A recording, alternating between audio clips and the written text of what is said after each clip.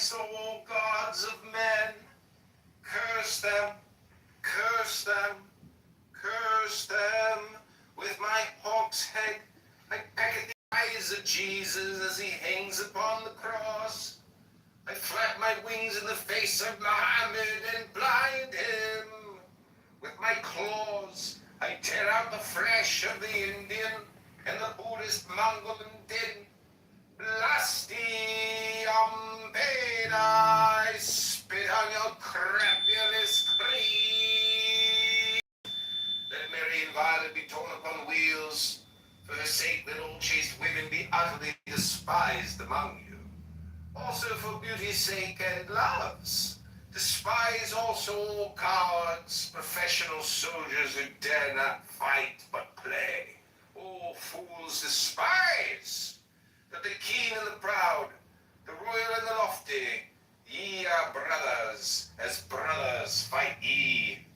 There is no law beyond do what thou wilt. There is an end of the word of the God enthroned in Rasid, lightening the girders of the soul. To me do ye reverence, to me come ye through tribulation of ordeal, which is bliss. The fool readeth this book of the Lord, its comment he understandeth it not. Let him come through the first ordeal, and it will be to him as silver, through the second gold, through the third stones of precious water, through the fourth ultimate sparks of the instant fire. It shall seem beautiful. Its enemies who say not so are mere liars. There is success. I am silence and strange. Innocent shrouds in the blue sky. The time is nigh at hand. I am the power, one with the force of That's it. I'm not gonna follow you. They're not gonna know my name. Like Puerto Ricans. He's saying like Puerto Ricans. He's not Yeah, Korean. We don't like him neither. Puerto Ricans. And he don't shave his armpits. You ever seen a goddamn Korean? Hairy ass. And Gigi, he ain't got no teeth in his mouth neither. He ain't got no teeth. Well, Brooklyn, to be fair, neither does she, so that's not a good one. Oh, shit. Y'all both toothless. Damn.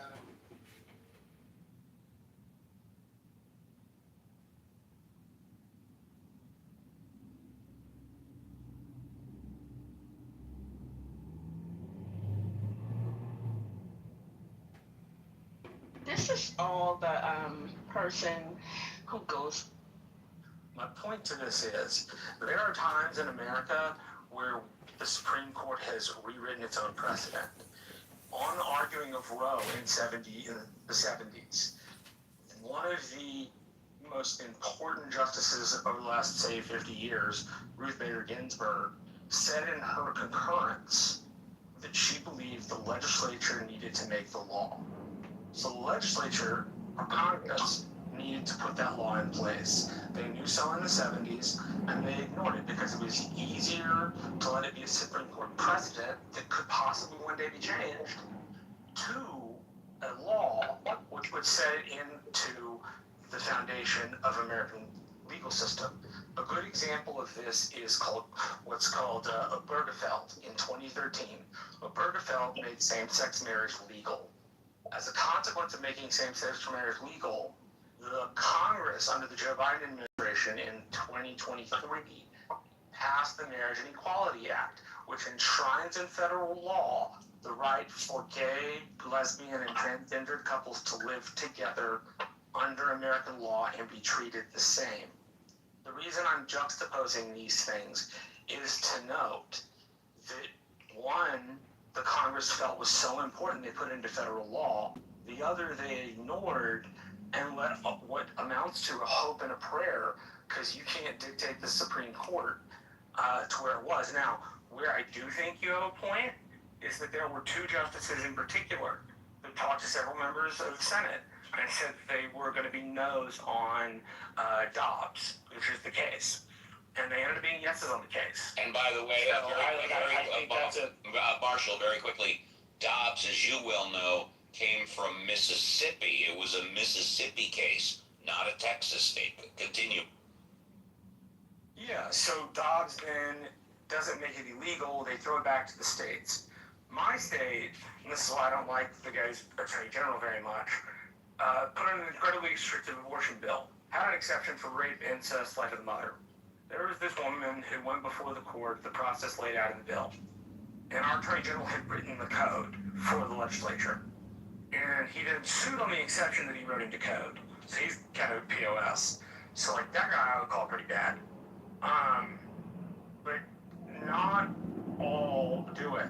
Now they all invoke Christianity, but that's a facet of being Texas rather than anything. Like they may invoke Protestant Christianity in the East and West Texas and parts of North Texas, but in the Rio Grande Valley it's Catholicism. Like I live right next to Mexico, so it's always couched in those terms. So I can understand not wanting to be funded by public money, but again, I think the Texas textbook or the Texas Education Agency will probably give teachers enough room to teach alternate text, which is, if you're going to go over one literary thing for religious texts, it makes it incredibly valuable, not because you're trying to be equal, but because it's valuable to read other stuff into the people's way of thinking. But I agree with Jason. This is not what y'all think it is, because they have been reading the Old Testament in Texas high school since before the 1990s. It never stopped. It was just always in English and always the Old Testament. The only difference is it's mandated in law now. Sorry, go ahead, Carlos. Yeah, again, there is a difference between teaching the Bible and teaching history of Christianity. And what I've heard is like, I'm also talking about English. English too. English is a literature course. You read literature from when I took literature, we read, for example, Gilgamesh, right? So we read the story of Noah because Gilgamesh is the story of a flood. And historically, all the flood stories in the Fertile Crescent kind of go together. So they had been doing this for a very long time. I may depart from Jason here, but I don't think you should mandate reading particular religious texts ever. I think it's a bad idea. I think they should suggest you could do these three and make it a rule that if you choose one, you got to do most. So everybody knows what they believe, because as you said, we're in a different place. But again, Texas is also just very culturally Christian. It just is. It means it's going to get invoked in public affairs often. Most of the time in political events, they start or end with some sort of a reference of God. yeah, Now, while some of them are uncomfortable, because I don't like the invoking of religion in politics, as I've said, you're not going to get away from it. So would you rather the kids learn about this stuff from the crazy political people, or would you rather them learn about it in a literary class where they have to compare it to the Epic of Gilgamesh? Which one? I mean, this is recent, right? The teaching of this text in the school is No, recent. I'm 35. I went to school 2004. Yeah, but it was not in the curriculum back then, Marshall. No, it was. If it was, well, if It wasn't the curriculum. If it was back then, right, there was a time where it wasn't, and then it was added again. No, public school. No, I mean, it was mandated to read in freshman English. You had to read Exodus, the story of Noah, and you had to read the story of Moses. Marshall, maybe So your school did that, but it was not mandated. I was under the impression that it was. Okay, so you're confusing things here. The whole point of this is that there are now rules at the state level. Yeah, recent rules at the state level. Right. So, again, the point is that it's not the same to talk about and say, Christianity, from the historic point of view, is important. Nobody's arguing that point, and nobody's arguing that it shouldn't be taught, right? But saying that you're teaching Christian history, from the Bible, it's not correct, right? You're not, for example, you're teaching more like a theology, right? That's what you would try to learn from the Bible. You will try to learn like moral statements, like how to behave morally and what is good and what is bad and what God wants from you, etc. Right? From the literature point of view or from artistic point of view, there's some value in that, right? But again, like my point to that is that just to avoid the impropriety or the impression of impropriety by teaching from the Bible, you could pick other books, and it doesn't follow that you're going to be ignorant or you're going to lose something, right? There's a lot of religions that there is religions in other states. For example, the Book of the Mormon in Utah, which is probably much more relevant to Utah than the Bible is, right? And they could argue that that's the book that they should learn from. And my argument will be also like you don't need to learn from that book specifically. You can learn about history books, and if you're gonna learn about history, certainly the Bible doesn't talk about Christian history, right? It doesn't tell you what happened in the 1500s when like Luther separated from the church and what the reasons and what were the consequences and where the states that or the countries that were founded, right? Coming to the history of America, right, and the founding fathers and all those things, they were deeply religious. They were not necessarily Christian. They were deists. And I mean, I guess there's a whole conversation and argumentation against this kind of like were they Christian or not? Is there really a separation of church of state or not? Which I think most of the people here have agreed that secularism is a way to go, right? So if we pretend that that's what actually the founding fathers wanted, and there's evidence that they did want that, right? I think you bring up Thomas Jefferson, but on top of like that specific letter, he was like writing drafts of the Constitution where he removed certain things that sounded more religious, and he tried to go to things that were more secular.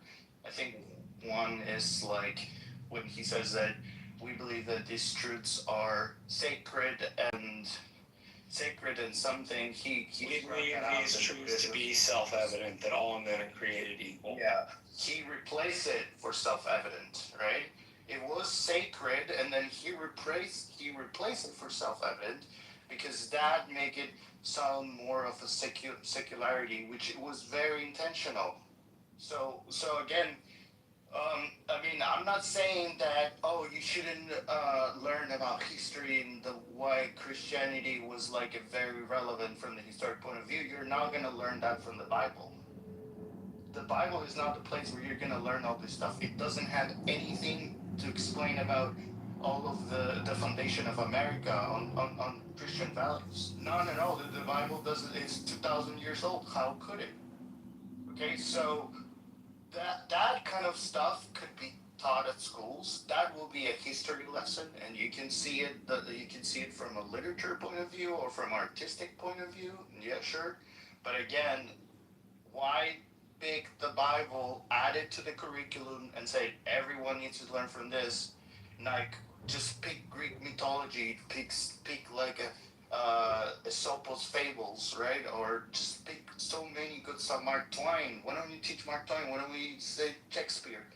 Right? Shakespeare is so hard, but maybe I don't know things that are. I see. Yeah. Why don't you pick stuff like that we are think more easily? It's not divisive. People are not gonna argue about that. They're gonna be. I mean, they're gonna argue probably, but not passionately about like, oh, you're really going through favoritism of one religion or another. So I don't think you can talk about the history of, well, you're saying it could be part of history to learn about religion, but you're saying you would study the history of religion, and at no point would you read original religious texts. At no point. I mean, does that even seem like a good idea? I don't think he would say that, because if he said that, that would be really No, dumb. please. No, That yeah, I was doesn't saying seem like a good idea. And why? they only have 3 texts in the curriculum. Yeah, it makes sense that you would read some texts from Christianity, from the Christian Bible, as part of learning about religion. Yes, it makes sense that you would do that. And when you're trying to understand the West, Christianity in particular is especially important. What does the Prodigal's Son story teaches you about Christian history in the West? It's just one story from the book, okay? I mean, they're not going to be able to cover all of them. But No, I you understand, can't. but you claim that teaches But now you you're about. no, I'm not claiming that. I'm saying you would have to read some passages from the real Bible, or it's plausible that you would read. It's reasonable that you would read plausible passages from the real Bible as part of learning about the history of Christianity. That's just totally reasonable. Now, if they have a lot of passages, okay, then maybe you have some doubts. Now, you have some reservations on the particular passages. Maybe you think other passages would be better, but that's not what is at dispute here. The question is, do they? That's not true. I don't have reserve. Well, you're saying, well, the prodigal son, what does that have to do? Well, the thing is, I don't know. I'm not Christian, okay? I'm not Jewish. I'm Buddhist. I don't know what's in these texts. Okay. You know what is the project? I know. Yeah, that's what I just said. I don't know. Okay. So, okay. and I thought you argued that to understand the West, you need to. You made an assumption, Carlos. And why would I say that? Because I'm learning about the history of the West, and I don't know anything about Christianity. Okay. And so I start reading these texts where people talk about various things about God and messages from the Bible, and I don't know those things. Okay. Because I'm Buddhist, all right, and I've been Buddhist for like 25 years, so I know about Buddhism, okay, and I started learning about Judaism and all of these kinds of things in order to learn some of these things, so, but not because I believe in them. So all I'm getting at here, Carlos, is even if we just accept the premise you offer that you should study it as history, okay, then you would read some original texts. That makes sense to read some original texts as part of history. And 3 religious texts over 12 years is not too many. Okay, 3 passages. You're not reading the whole thing. Okay, the whole Bible or something. 3 passages over the course of 12 years is not too many. It seems like too few. So. Yeah. Well, I think that again, when you read text, when you read the Bible, it's mainly for to learn about theology and learn about like moral behavior, right? How you should behave and like what God wants us to do and all of those things. And there is no you cannot say that that's not how it's going to be taught at schools, right? Because they are reading from religious texts again. Well, Carlos, they're not supposed to take it in that context. They're supposed to, as far as I understand. However, I think it opens the doorway for that to happen. What they're imposing to do is teach it as an English lit course, like just as a story, i.e., like Hamilton, tell poetry, stuff like that, Shakespeare, right? But not to be taught as a life lesson on how to behave and how to conduct yourselves and how to gain your morals. However, I do think that it's going to turn into that, and that's where it needs to be stopped. Hopefully it doesn't happen. So like I said, we teach in Texas, and like I was in an AP course, so that's probably why they taught it this way. But if you're telling the story of the flood in history, if you don't include the Bible, you're not being honest. It's just that easy. Why would you taught that in history? Wait. That's not history, Marshall. That's No, myth. the story of the flood is a historical account which is compared to Gilgamesh, the Egyptian flood story, the Kushite flood story, It's given to flood stories all around the Mediterranean basin and has been for decades. Yeah, so if you're And that's the point of it. if you're studying these kinds of myths, yes, you must include the Bible as well. That's what I'm saying. Okay. In English, But Pacific that's not- does. You're right. So maybe it's English, but I mean it's not. It's history. I think that's what confused people. Yeah. Well, no, I'm saying history informs the English, right? You get But no, literature. what I mean because- is, like when you say you're studying in history, I mean the flood is a myth. Oh, maybe okay, it yeah, then I happened, should maybe say it didn't. you're right. Okay. That makes a But lot more it- sense. But it's a myth. Okay. Yeah. And yes, when you're studying flood stories as part of like foundational stories, of which there are many, then of course you should mention the Bible. Should you read the Bible as part of that? Well, it's up in the air. Maybe you can read the Gilgamesh one, maybe you can read the other one.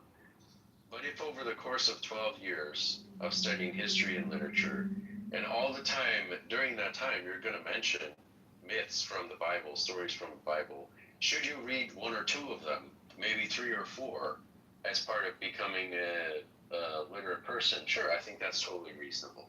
I think that's totally reasonable. Many other things, you're going to read many other things. You're going to read that stuff from the Epic of Gilgamesh. Yeah, You read Anglo-Saxon. You read Anglo-Saxon religion, okay.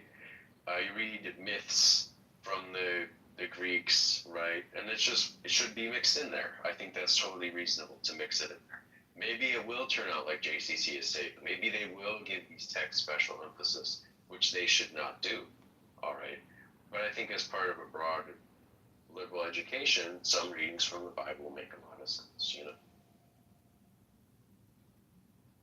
I just going to say that I didn't get like extensive education on religions until I got to college, and I took elective courses. There's no like required reading about religion or any different kind of religion until I got. Actually, I don't think there was any required reading at all. I'm in California, by the way.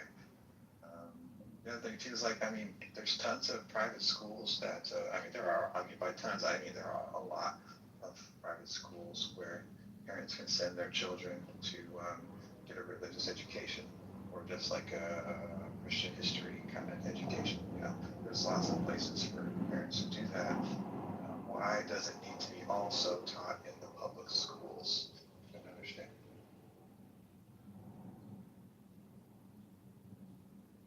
I mean, in my school, we did study myths. We didn't study comparative religion, but we did study myths. We did read Beowulf, for example. We did learn about Virgil, the Aeneid. We learned about Homer and the Odyssey. So, I mean, I don't know, maybe in your school they didn't do that, but in our school they did. And they felt it was part of preparing us to appreciate other literature that comes later. For example, if you want to appreciate Shakespeare, you know, knowing something about the Romans and their beliefs, knowing something about Christianity, all contribute to that. And that's part of their plan, part of their program. Right? So, I'm not saying you have to do it, but there's no reason you don't have to do it. You know, there's no reason it's a crime or that it undermines the fabric of the country. Just the First Amendment of the Constitution. I think you got to make that argument, because merely mentioning Christianity in the context of many other religious things, or reading Christian texts in the context of many other religious texts, is not recognizing an establishment of religion, you know?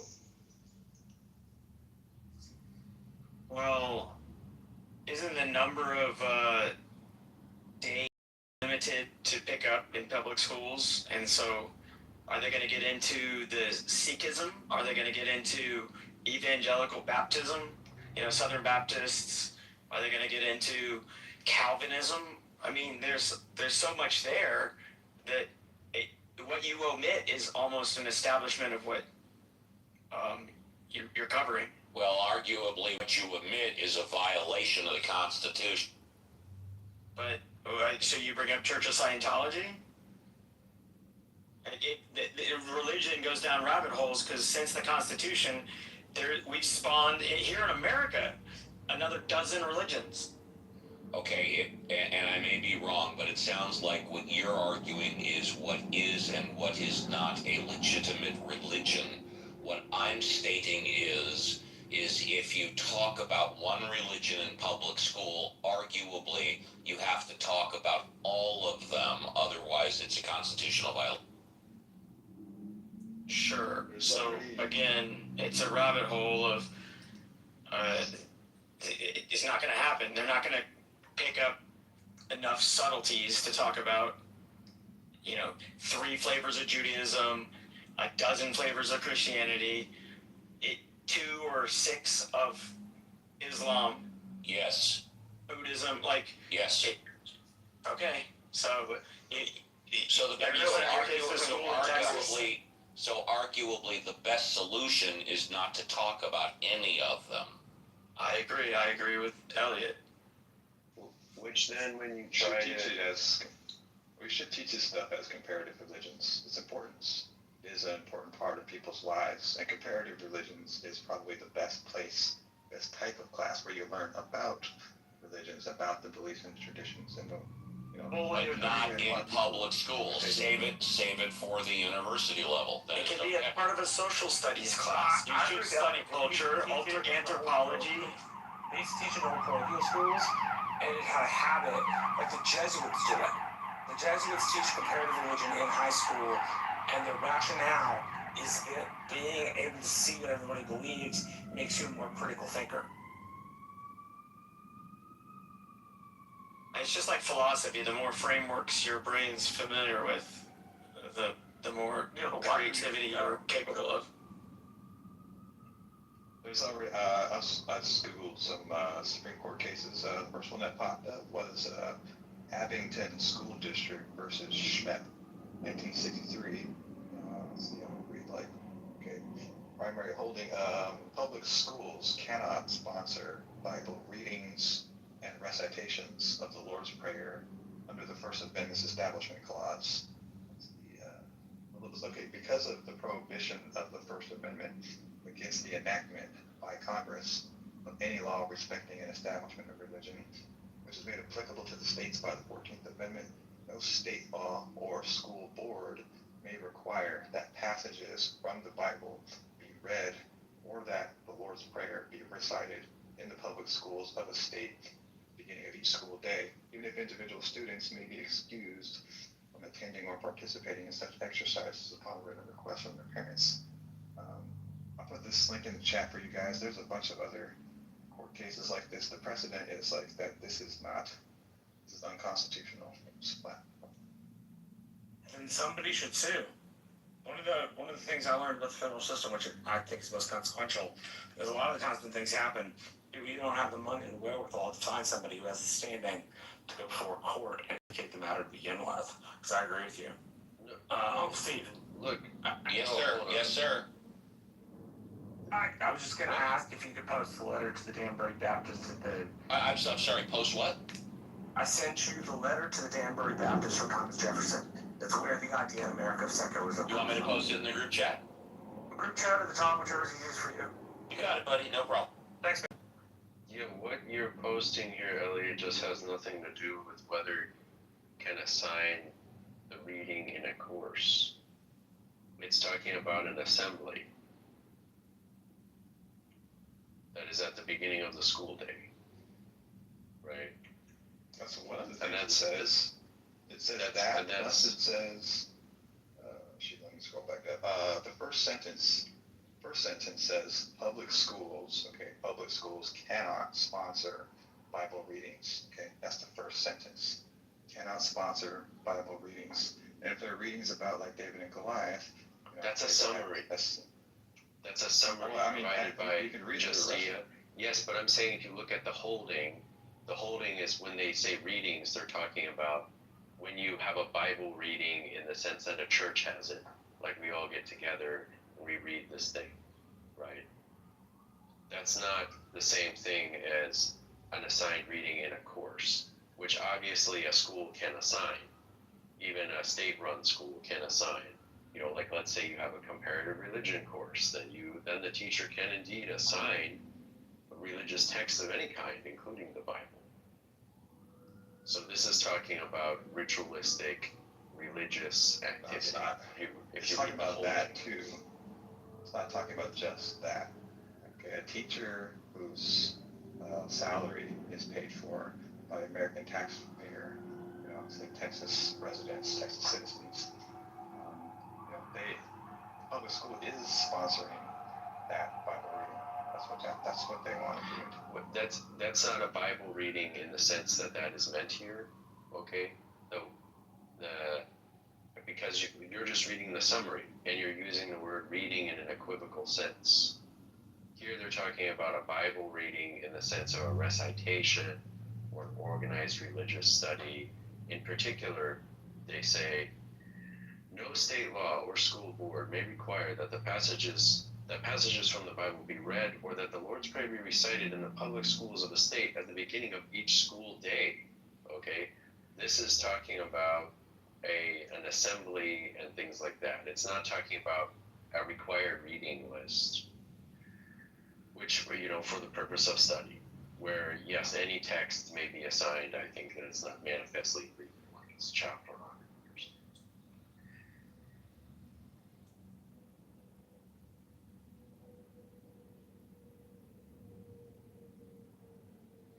I just think there's plenty of religious institutions as I drive in Texas where people can elect to learn whatever they want.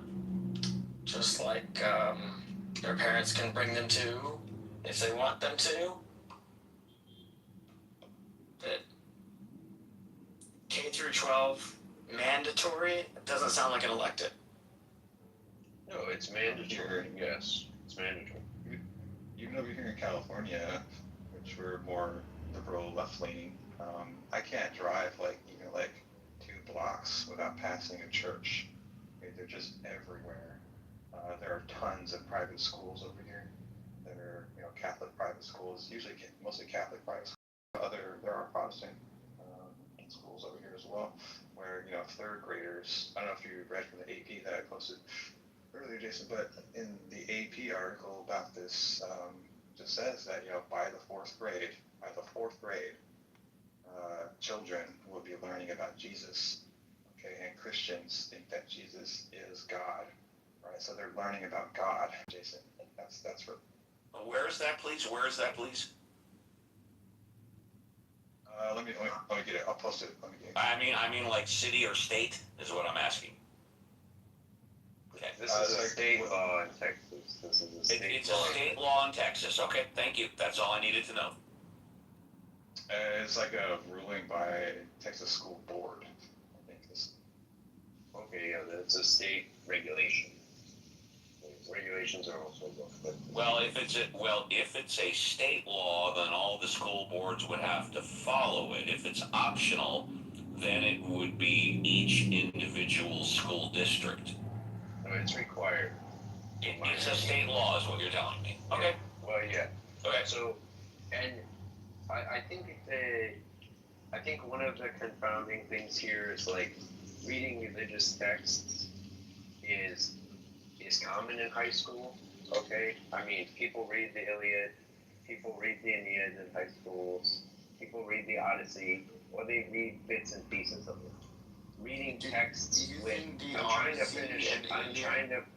finish up here. Okay, that reading texts that are not per se religious, but are full of religious content is also common. Okay, you read Shakespeare, Carlos, please. If you read Shakespeare, it's full of religious references. If you read Beowulf or Sir Gawain and the Green Knight, these are full of religious references. So just the fact that a text is religious in nature, or that a text references God or religious content, it's not enough to mean it shouldn't be in school.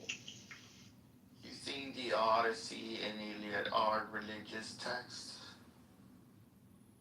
Yes, they are religious texts. They are about the dawn of the Greeks, for example. Yeah. And then if you look at the Aeneid is how Romans became Roman, okay? It is the founding myth of Rome. Now, I don't know, that's their religion. Well, I mean, I agree that they were religious because there was a group of people who believe that there was a god or gods, right, based on those texts. But there is no people that live that believe that anymore, at least not significant group of people.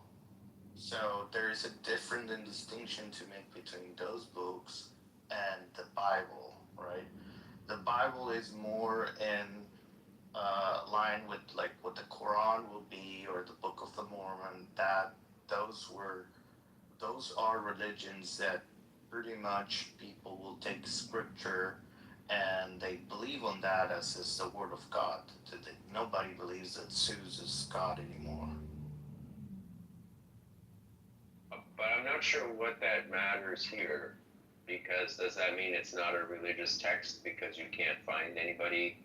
You can't find it. You certainly can't say for certain that no one believes it. Okay, that's actually really. Please stop interrupting me, Carlos. I'm trying to make. I'm correcting you. Package everything up here. Okay, don't correct me. Correct me when I'm done. Okay, that would be much more order. All right. You certainly can't say with certainty that no one believes it. But okay, it's hard to find a person who believes it. That's probably true. But does that make it not a religious text from a legal or public policy standpoint? I think that's pretty vague or tenuous. I think, for example, if the government insisted on rituals of Greek religion and of ancient Greek religion, that would be seen as violating the First Amendment and establishing a religion, even if the religion is a dead religion. Okay, it just doesn't matter from a public policy standpoint. I don't see why you emphasize that point so much. So what is important to you about that? Again, like, I'm not saying that you cannot find someone who will believe that Zeus is a god, right, or Thor exists or whatever. Like, there's not a large group of people who believe on that, and there's certainly distinction, right, between what is mythology and what is like a religious text. And I'm sure courts will make a distinction between someone who's teaching the Iliad and teaching the Bible. Pretty sure that all the people here will understand the difference between what is like the Bible means for people who believe in Christianity and what and the Iliad book, right, from artistic literary or historic point of view, right, that they are different.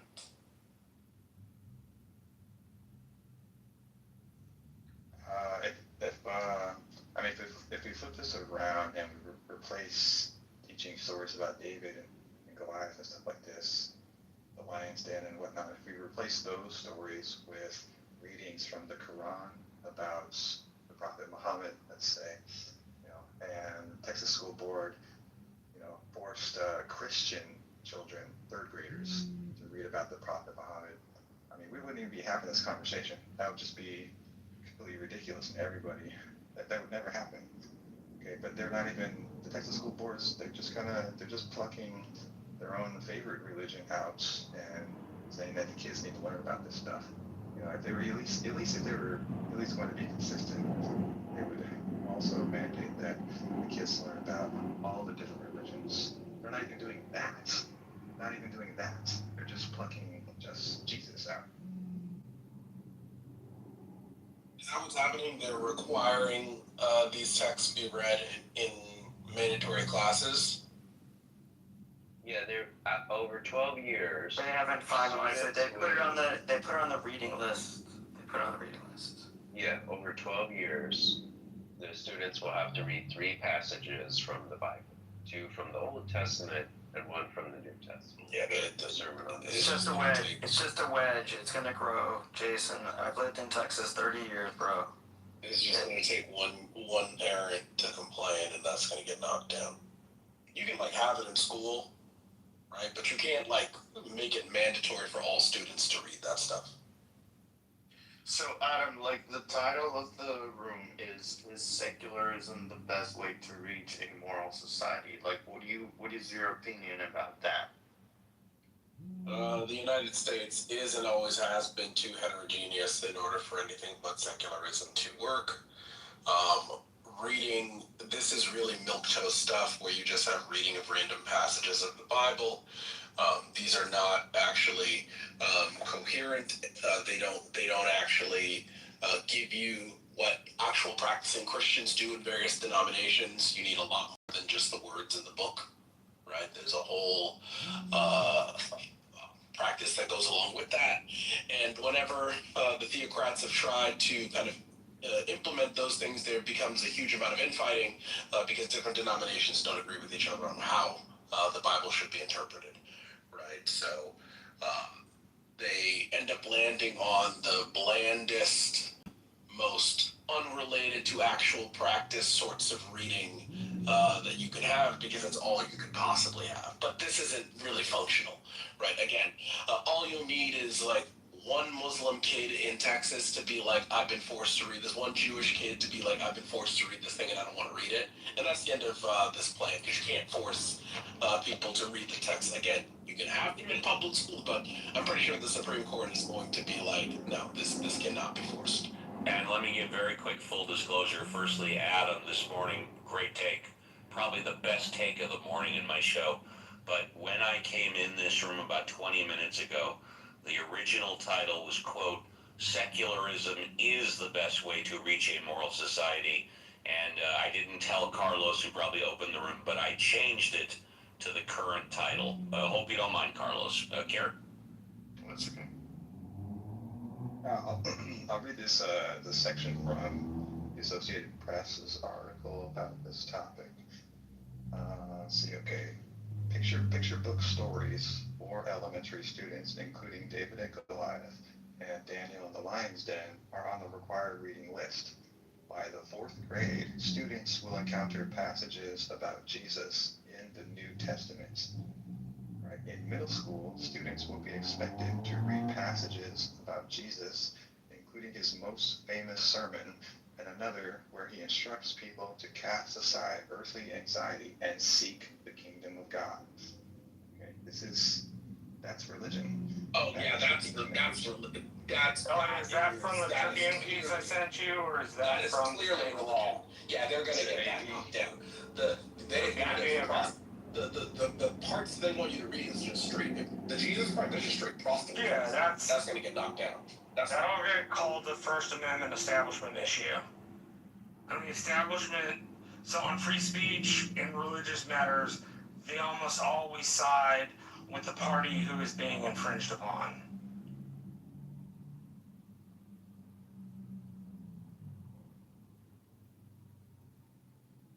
You know, guys, I don't really see it as any different from the Greek myths. And it's just as fine to read the Christian myths as the Greek myths in school. If people take it further than that, I don't know, they begin religious instruction. Okay, that's bad, that's wrong.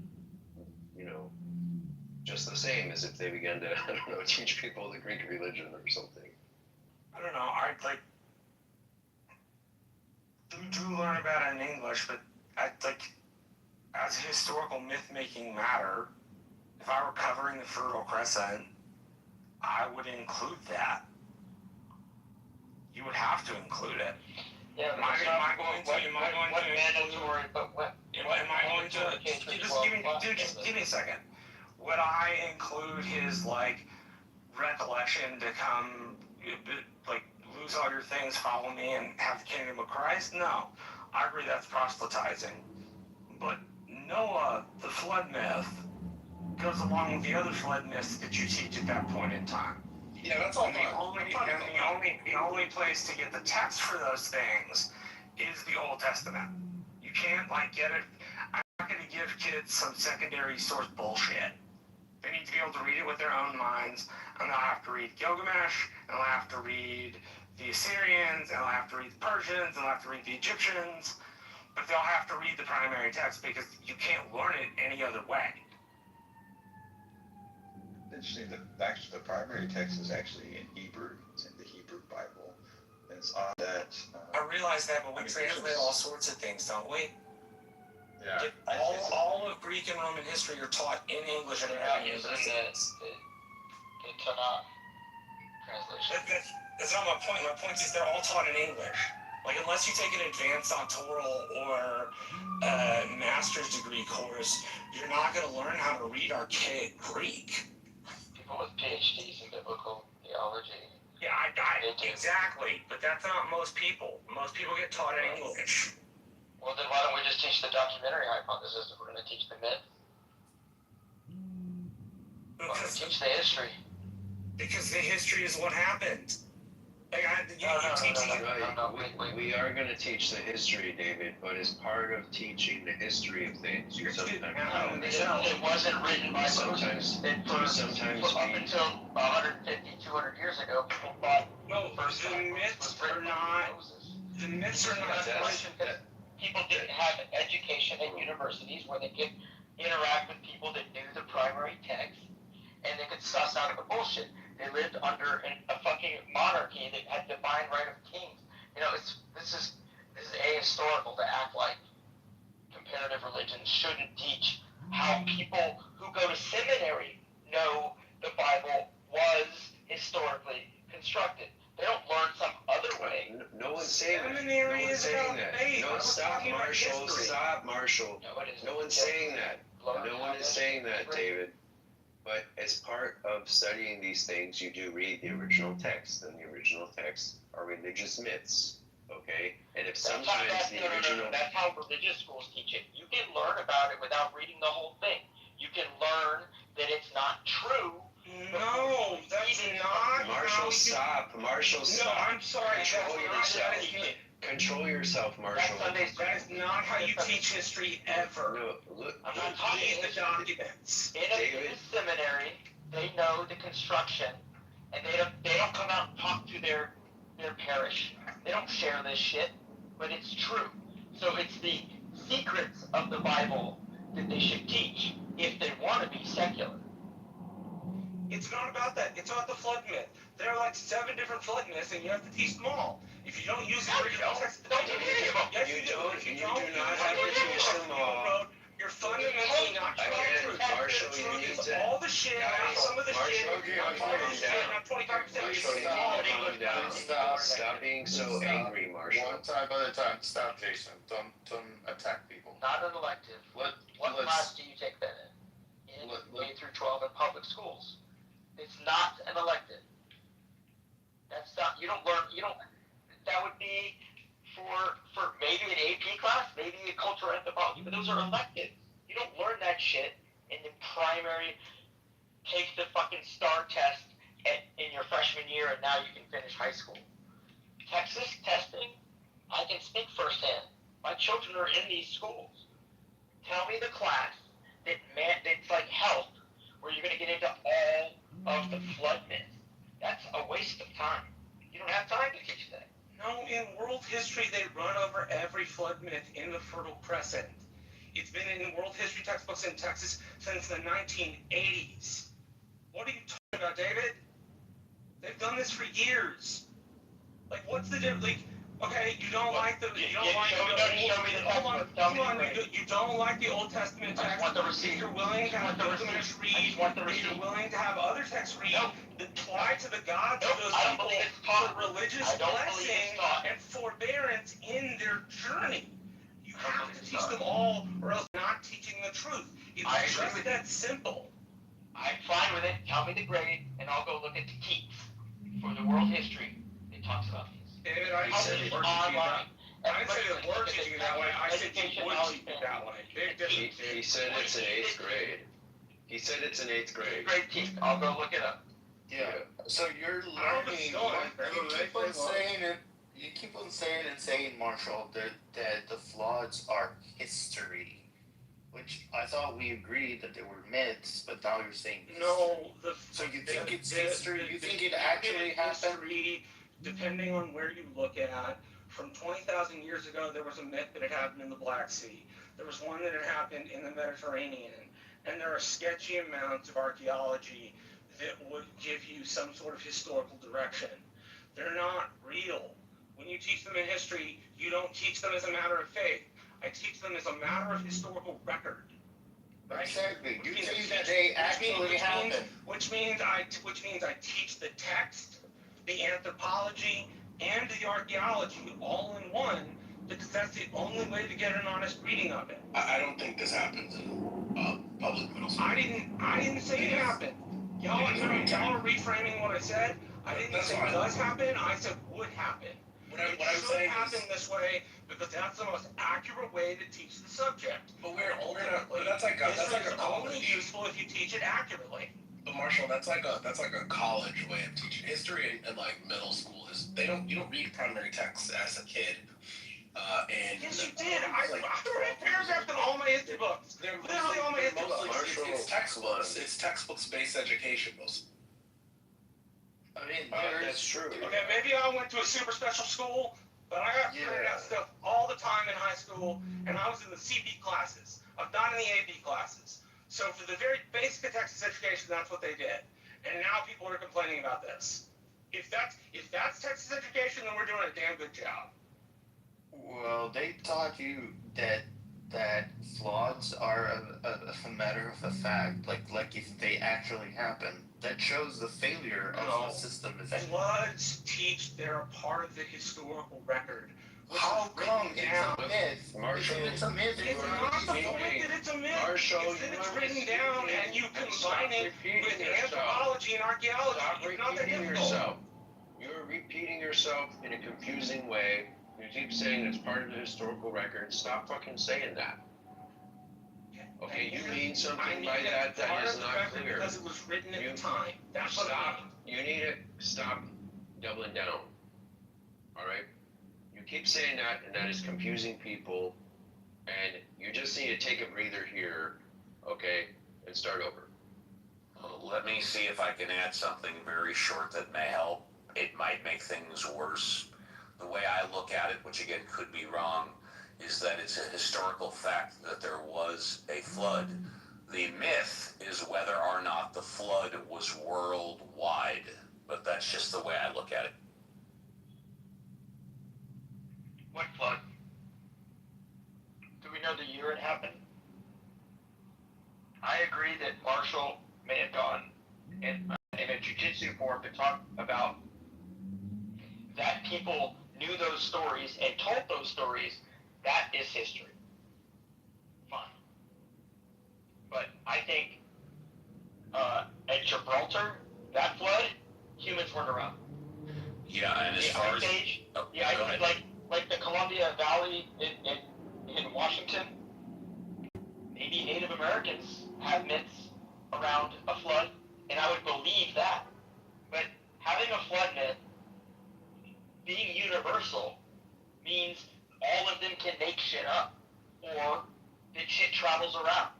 Like Zoroastrianism influences Judaism, and the Persian captivity influenced the composition of the Old Testament. That these things are evolving themselves over time. That's historical. I'm fine with studying that, but I don't think that happens as a classroom universally in 8th grade. And they don't print textbooks anymore. I would love to. Learning about the flood myth doesn't just inform you about the flood myth. It informs you about the next 1,000 years of the society and the Fertile Crescent and the way they arrange themselves, not simply in architecture, water engineering, health, the military, storage of grain. It informs you on everything. It's a base for the knowledge to look at the rest of the archaeology and the rest of the written history and make your own decision. I don't think Texas schools, or any school for that matter, should teach the story of the flood saying one is more righteous than the other. But you don't teach it because it's the flood. You teach it because it's a building block for the way societies coped with that danger for 1,000 years afterward. And it influenced everything. You can't find one thing in ancient history that wasn't influenced by. Not one. The way the Egyptians took care of their fields was really big about the sea people in the flood. The way the Greeks did it was big about the flood. The way the people in the Baltic Sea did it was big about the flood. The Egyptians, like you don't learn it. Well, you don't. Yes, So why are you telling me it was dependent upon flood myths? Because the Egyptians were. It's the fucking Nile. You're Okay. David. Marshall. David. There is Marshall, a separate story. Hold on. There's a separate story in which it's reported by at least 5 or 6 kingdoms, in which there was a great flood in Egypt around the same time as the other great flood stories. And again, you don't teach them because they're them. You teach them because they're a base. And you have to build your house on a firm foundation, or else nothing else you learn will make any sense. But it's okay. People can disagree with me. But that's really why you want to do it. Because you want the historical base to properly understand in context the history of the region. Marshall, you're not really speaking to David's. You're not speaking to David's critique. I never learned the criticality of all of the Levant on Noah's fucking Ark. I didn't know it was all. More than I said in many stories, not one. Come on, man. Well, then just drop the flood, because we're specifically talking about my house. Marshall, you are speaking in an unclear way. Okay, what you mean, Marshall, is that there are these flood myths are important. They are relevant. Okay, when you say the flood, Marshall, what it communicates to people is specifically the story from the Bible, which is not what you mean. All right. No, that's not what I mean. And so you need to clean up. You need to clean up what you are saying, and also you need to say a lot fewer things all at once. All right. Okay. So I can do on that. the one hand, I agree with Marshall. Yes, this family of myths is important in understanding the Middle East and the Fertile Crescent. On the other hand, I agree with Marshall that you have to teach all of them in the sense that you give all of them detailed study or something, or you have kids read all of them. Honestly, if you read one, that's probably more than most people will ever do in their whole lives, and that's probably enough. But yeah, is it relevant historically? Yes. I'm not sure about the incredible emphasis or weight given here to it. And I don't think that there's a disputable point here at the point where we say, well, there are flood myths, and you probably should know about them to understand the Fertile Crescent and the Middle East. I mean, what is there to disagree with there? I mean, that's like nobody's disputing what Marco is saying. Like these people, this stuff is a part of history. Like people believe in this stuff. They organize their lives around religion, different kind of religious texts, ways of just ways of being in the world. Like that's real. Like that shit actually happens. People should know about that. But it's also at the same time like it's not appropriate material for fucking third graders. Okay, it's just not. Third graders, like my daughter's 7, dude. She's in the first grade. She's gonna be going in second grade. She's still learning how to fucking read and write. And to do basic arithmetic. This is material for like maybe 12th graders in college. That's where it would be. Or indoctrination, if you do it in 3rd grade. I mean, in 3rd grade. I think you do it in 10th grade, but that's maybe football. You can learn about, for example, I learned like the Nile River in Egypt has some. It was difficult to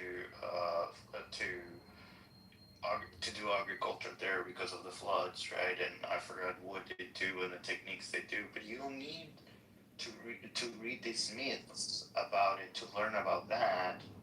And all the myths, right, are not history. If you read one of those stories, right, if you will read the one in the Bible specifically, it says that there was a genocide. Essentially, all the world died except for a family of Noah, right? So that's inaccurate. That's not a historical factor. It's called literature, right? There's a word for it. It's called literature. And when you study literature, you're ready to situate it in contemporary with the author, with what they might have had on their mind at the time, what was going on around them, maybe allegory, how to situate. I mean, Bible study knows how to do this, so, but it's called literature. It's just a book. It's a library of a bunch of books written over time. Why is that so hard? What you learn about this is not like, oh, this is like a historical thing that helps us to know how to, behave in society and things. You learn how to write good stories that capture the reader, you know, so something that is compelling. What is going to capture a reader to keep reading your story and be entertained? That's what you read. And the fact that I hear Marshall saying so much, like, oh, this is history, and like Texas has been doing a great example because they taught me this, and you thinking that it's actually something that happened, tells me the opposite, right? Tells me that the school system has Yeah, but failed. I didn't say it happened. Okay, so you don't think it happened? No, sir. What I think is that there are 7 separate stories of 7 different peoples who inhabit maybe a 50,000 square mile area. They're all saying something rather similar. I don't know why they're saying something rather similar, but they are.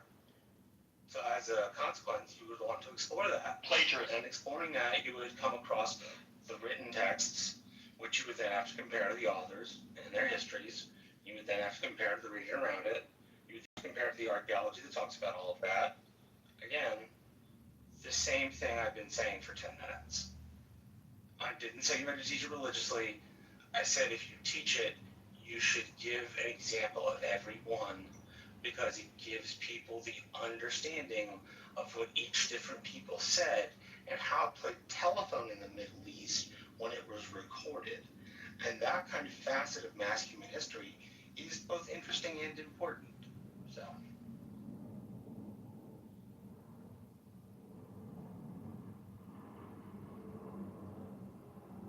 Yeah, it just doesn't necessarily need to be taught in school, in grade school. You could study it later, like why study the flood specifically? You know, there's so many things you could study, the aging or whatever. I do think though that for a person who is raised in the United States, who is raised in Western society, it will help them a lot to have some conversancy, some familiarity with the Bible as ordinary Christians understand it, to understand the people around them and the society that, you know, our society evolved from. And that's kind of a unique thing about Christianity in the Old Testament. They have that relationship. Whereas like the Tao Te Ching or the Sikh texts don't, you know. I've kind of mellowed in my old age on these topics. I would have probably been more against it when I was younger. But now I'm just like, it's fine if my kid reads it. I mean, it's not like my kid's going to end up being a Bible thumping Christian, right? Because like she knows that I don't value that, and we don't go to church. And reading a couple paragraphs of the Bible is not going to turn her into an evangelical. It's just not, right? It's not effective in any way, right? These people are sending their own kids to Bible study, and their kids are leaving their churches at very high rates. So I'm not really worried about my kid being indoctrinated by this sort of stuff. So, I mean, they're probably going to read it anyway. It's totally fine. Well, it drives off quality teachers who know that it's really part of the censorship, and it's more a sign of the problems with the last 10 years of burnout of quality teachers at the public school. I believe They that. don't pay them for shit, yeah. So, what documentation do you prefer your child to have if it's not biblical? What other form of documentation is it prefer? What I prefer my child to have? Scientific. I want my kid to be indoctrinated into the ways of, like was just stated, science, right? I'm a scientist by training, so is my wife. My father-in-law is a doctor. I want my kids to be focused on that. Well, don't you I don't want really your give a shit kids about to them. like have the freedom to choose what they want rather than? No, in fact I don't. In fact, I don't want that. No. In fact, what I want for my kids is I want my kids to be rich, right? And I want my kids to be educated in things that will Rich in what way? The only way that rich means rich. Rich means money. That's Not what rich means. necessarily. I have my kids in an extremely elite prep school. I'm spending $120,000 a year in their education, and that's what I want for them. I don't want them to feel like they can go to school and major in underwater basket weaving because I don't support that. No, I do not. I do not support them going to school and getting a degree in philosophy or theology or any of that shit. No, we're doing tiger parent stuff over here. And if other people want to raise their kids to do this stuff, that's fine. But they don't have that sort of input on my life. I don't view them as my superiors, so I'm not looking for their approval. I don't want my kids to be like their kids. I don't want to be like them, right? I want them to focus on the things that are highly remunerative in this society, period. And Adam, if I may, would business and finance be included in those caps? After they get their scientific education, sure, but they should not be going to get an undergraduate business education. No. Okay, so you're focusing first on science and then business and finance. Science and math first. Yeah. You can go to college, you can go to grad school, and then you can get an MBA. But the MBA should not be. It shouldn't be doing that in undergrad. Absolutely not. Do something. Numeracy. It's called numeracy. You need numeracy before you pretend you know how to operate a business. But what about, I mean, do you value, for example, history and literature, art to be taught in schools? Yeah, they should be taught in schools, but those are not jobs. Well, those are not jobs. Well, that's a different conversation, but there's a, you still want your kids to learn it. Yeah, that's what about bounty? Not a major in it. I don't want them to a career path. I don't want them to be under the assumption that being an artist is a real job. So in our society, I mean, we value art. Art is a very strong component. So then of send our your society. kids to be artists. Mine will not be doing that. Well, listen. Mine will not be doing that. But I'm not here to raise a slave. I'm here to raise a human being. In our society, what we have left over, and I can say this because my kids are at the sorts of institutions where the cult of the humanities started, right? In elite northeastern prep schools and Columbia University. We had a class of people who were already rich, who then went to establish a bunch of institutions. They're great institutions, right? But they were independently wealthy, and then they were like focused on being artists and all this other stuff, but the money was coming from trusts that they had. This is not how I want my kids to be raised. They need to go out and go hunt something, right? They gotta go and make their own money. They're not going to be living off of me forever. And most artists, even very successful artists that we all know, end up dying with no money. And somebody else captures the value of their art, the financial value. This is like the normal thing that happens with artists, right? Some other rich person gets all the value for the art that they've generated. So we don't really value art that much because the artists don't capture hardly any of the value in their lifetime. Wait, what do you consider art? You mean just painting? Is that what you consider art? When I say art, I mean a little bit more. Even books. What he's saying though is true of books. It's true of music recordings. It's true of so many things. So it is. It's poor. Yeah. And he doesn't want a very small group of people who take drugs and want to paint. No. Not take drugs. The thing about his bit, not painting the walls behind the alien. Yeah, I'm not talking about people who ended up being drug addicts, right? I'm talking about people who were like practicing artists who had studios, who had shows, right? And most of them didn't become popular till after their death. And whoever owned their stuff after their death, they got all the money from it. It wasn't them. Their contribution to society. Well, great. I want my kids to experience. I love what Adam was saying. Yeah. I love what Adam I'm just saying that, imagine if the world was just like Adam, everyone was like Adam. Well, you can sacrifice your life to be that way. We'll all be sacrifice poor. your children. Well, no, we will all be poor because You're just scaling his personal advice. I'm just saying that, thank God the world is not like so that. Then sacrifice your children and your line to make that art. I think the world that it is like Adam. As somebody who loves history and would love nothing more than to like wander around monuments and read firsthand texts, How do you think we get the fucking money for that shit? We go to rich people who do what Adam does. Hey man, we'd like to read these really old texts and maybe write a couple of books. Oh, Marshall, You think stop you it, can shell out a couple please. $1 million?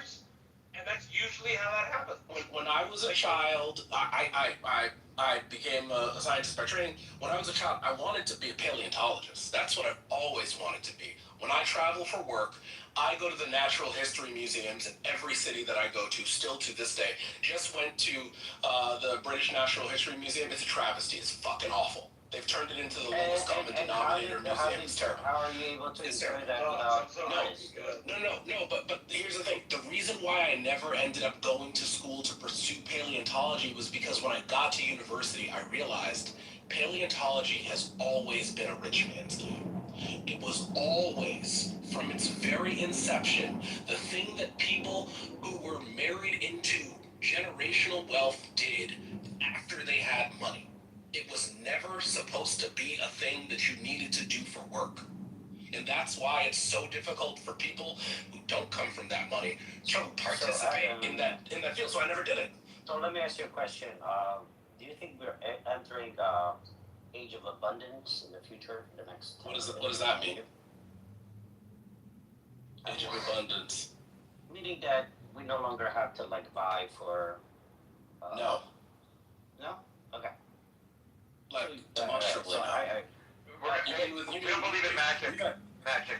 No, I mean it's natural. I mean we've already been there, right? Like compared to let's say, well, okay, the average person right now in the United States of America lives, if not better than a king, 200-300 years ago, right?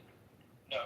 So we're already starting to go into. No, they don't. Oh, let me just finish. Let me finish. Let me land this. A king never. Let me land it. Let me land this plane. Average American has access to a toilet when it was only a king who had access to a toilet. Things like that show that we've been progressively entering the age of abundance. So for you, Adam, to think that you still have to have this mentality of a caveman, you know, vying against others, and it's a bit, I don't know what to say. I think What are you toilets are a reduction. So there's this weird thing that he's doing where he's talking about absolute increase in material well-being, and I'm talking about relative position. Yeah, but I'm saying that you're. I'm clearly talking about relative position within your society, right? I want my kids in the society to exist to be at the top of the society. I don't give a fuck what it looked like 300 years ago, because my kids aren't living 300 years ago. I care what the kids who sit next to them in school have and being above them. That's what I want my kids to be above. I don't want my kids to be middle class, right? So I am doing everything in my power to make sure that they won't be middle class. That's what I'm saying. Right, so bringing up what it was like when Henry VIII was on the throne is immaterial to what I'm doing in terms of raising my children. I don't care. All I'm saying is that you're not going to raise them to be the kids of the future because they're going to suffer based on what you're saying. That's they're not going to thrive hard. Wait, let me just finish, dickhead. Sin, do you have children? Sin, do you have children? Why do you need to let you finish and you start saying stupid shit? Does Sin have children? Just allow me to finish. Sin, do you have children? Yes. What are you doing with your children? What kind of school do they I'm giving them all the support they need to be a proper human being. And they choose what course. I don't deny them of religion. I don't push religion down their throat. But the Bible is available for them to study if they want to. What is your background? I find it very interesting to study the Bible, and I think it's a good story to share with them. But it doesn't mean that they have to study like they studied math. Right? What level of education do you have? I have a college degree. And where's your family from? What is this, an interview about me? No. This is actually quite important, right? Where is my family? From East Africa. Yeah, you should focus on getting your kids some money. Oh no, I got the money. So all they need is a. Oh, you have the money. I have the money. Yeah. All they have to do is I rest my case. You're on our list. Look, I have the money for my family. Like they could go to school if they want to. If they don't want to go to school, it's up to them. I'm not putting pressure on my Wait, kids. you already have family money? No, I made my money. Okay, well then I rest my case. You don't rest your case. I'm not, like, that's not the center of my life. If I had less money, I still be who I am. I don't let money decide. Sure. Okay. Yeah. No, for real. I don't want to. You're obsessed over, like, you're obsessed over being part of, like, top of the I don't understand why my choice. I think you feel insecure about your choices. No, I feel that's why my choices grate you so much, because you feel that I am inherently discounting your choices by not choosing to raise my children in the way that you chose to. No, you can raise them all, but I just feel like they're gonna have a lot of trouble in their life. I don't think so. At some point, and I think they probably, most likely, and I hate to say this to you, Adam, but more likely than not, they probably would not have a relationship with you. I don't think any of that is likely. Well, let's just say that we keep it on record, the replay. I don't think any of that is likely. Allow me to take 1 minute for my personal experience. I raised 2 children. They're in their 30s right now. When I was raising my kids, I would say I'm sort of in between Sin and Adam. I stressed that I wanted them absolutely to get a college education, and I said that me and my ex-wife, we would pay for all of their needs, reasonable needs, to get a college education, undergrad degree. We didn't care what it was in, but the way I was raised when I was young, college education, any education is something that nobody can take away from you. So all we stressed was we wanted our kids to be happy, do whatever they wanted to do in their life, but get your college education now. Where are my kids right now? My son is a lawyer. God bless him. Pardon me, I'm an atheist. Living in San Diego. He's single, doing very successfully. My daughter has a master's degree in social services, and she's in Portland, married with my first grandchild. They are both happy. They are both independent. They are both living their lives and productive members of society. So I just wanted to throw that out there from my person. No, I agree with you, Steve. I think for me right now at this age, I believe college degree is like high school degree, right? Just as we went back 6 years ago. Well, if that's the case, then it's more important to get your education and a master's or a doctorate. Yeah, no, absolutely. Like I think in the 50s and the 40s or the 30s, sixth grade education was considered high school level education, right? That's basic education. In today's world, you need college education to thrive or even just to survive. Yeah, so I agree. I think I'm also like, well, I'll go as far as saying, I'll go as far as saying, Steve, that I think college education should be just like high school, public, and free for all whoever wants to attend it. I support that 100%. That I agree with. Yeah, we'll bring college up public education. Yeah. I got a different opinion though from you guys. So, I mean, I agree a little bit with what Adam's saying. Like, you know, you should raise your kids to be successful. Like we disagree with something like that. But I mean, that shouldn't be your only goal. Your goal also, in addition to that, should be to raise your children to learn how to think properly about things, how to think, not what to think. How to think is extremely important. Also, you should teach your kids to, when they grow to become adults, to be moral people. Okay, and in order to do that, you have to. And in order to do that, you have to teach them about philosophy and history. Those are like necessary conditions. To raise a moral household, a moral kids or whatever. Not just like teaching them about economics and how to be rich. You tend to be moral people. I mean, I don't disagree on the history end, but I do think, like, people who are professionals at that, the money comes from, like, sovereign wealth funds. It comes from wealthy individuals who sponsor things like archaeological digs and research time. Like, Robert Caro has written a set of books about LBJ, and they're wonderful.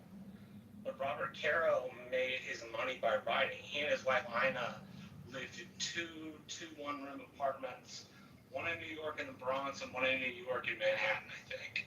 On a tiny little house somewhere in Texas when they did the OBJ biographies. But Adam is right. Like, look, I didn't finish college, but what I studied was history, and I use history in my field today, but I'm not a teacher or an archaeologist or somebody that gets paid to sit, read books, and like write papers about them, which university professors do. You're a teacher, you're a university professor, you're an archaeologist, you're a book writer of some kind, and then like maybe you go into public service at some point. Some public servants have had history degrees, but like aside from that, the thing in the modern world that has got you ahead, and it's good that it can be taught as a young person, because I got old and I didn't want to study what I wasn't interested in. I didn't want to do the math. And as much as time as I spent doing history, I could have done math. I'd already been decent at it. Right? I probably wouldn't have been like top of my class, but I could have figured it out. But instead of figuring it out, I devoted my resources other places, and I'm doing something not the major I chose in college. And if I get a job doing this, the money is going to come from the taxpayer, the wealthy donor, right? It's like history's a thing that history and art are things that the wealthy can afford, and they can afford to subsidize those. But digging up parts of Troy in Turkey doesn't pay for itself. There's no amount of searching the Valley of the Kings in Egypt which buys you bread and some sort of meat in Egypt to eat. Right? So, It so all Marshall, do you comes think from that someplace they're else. just doing something that's wasteful? Do you think there's no value in digging up those No, pottery? I find immense value in it, which is why I want, and Adam, I say this with love, the elitist that you admit you are, when you make your millions, to be interested in funding that sort of stuff. Obviously, you do science, but like the funding of the arts and the histories is like great. But I'm very well aware that the majority of that money comes from private sources, and it's like Wait, you have to the cater to those majority people. of that money comes from government grants, okay? No, a lot of university. What I mean specifically is people who like write books. That's private money, right? And they get paid for that. I don't There mean, is no such thing as private money, but if you Professors? I mean the money that you owe yourself and you dump into something else. I don't think you need to profit, Marshall, honestly. Majority of the research done in America, in the East, in the social sciences, comes from government grant money. It does not come from private donors. This is completely false. Well, yeah, I have to agree with you. Private donors, because when So, Marshall, here's the thing. So, Okay, one at a time. One at a yeah, time. so If there's an archaeological dig in Troy, it is almost guaranteed to be coming from some government entity. Some government is sponsoring that dig. Now, I do agree That's with what that. I said no. That's what I said. So, no, Marshall, you gotta Some remember government money, the some difference is private that a lot money. of this money comes from government, keeps the door open.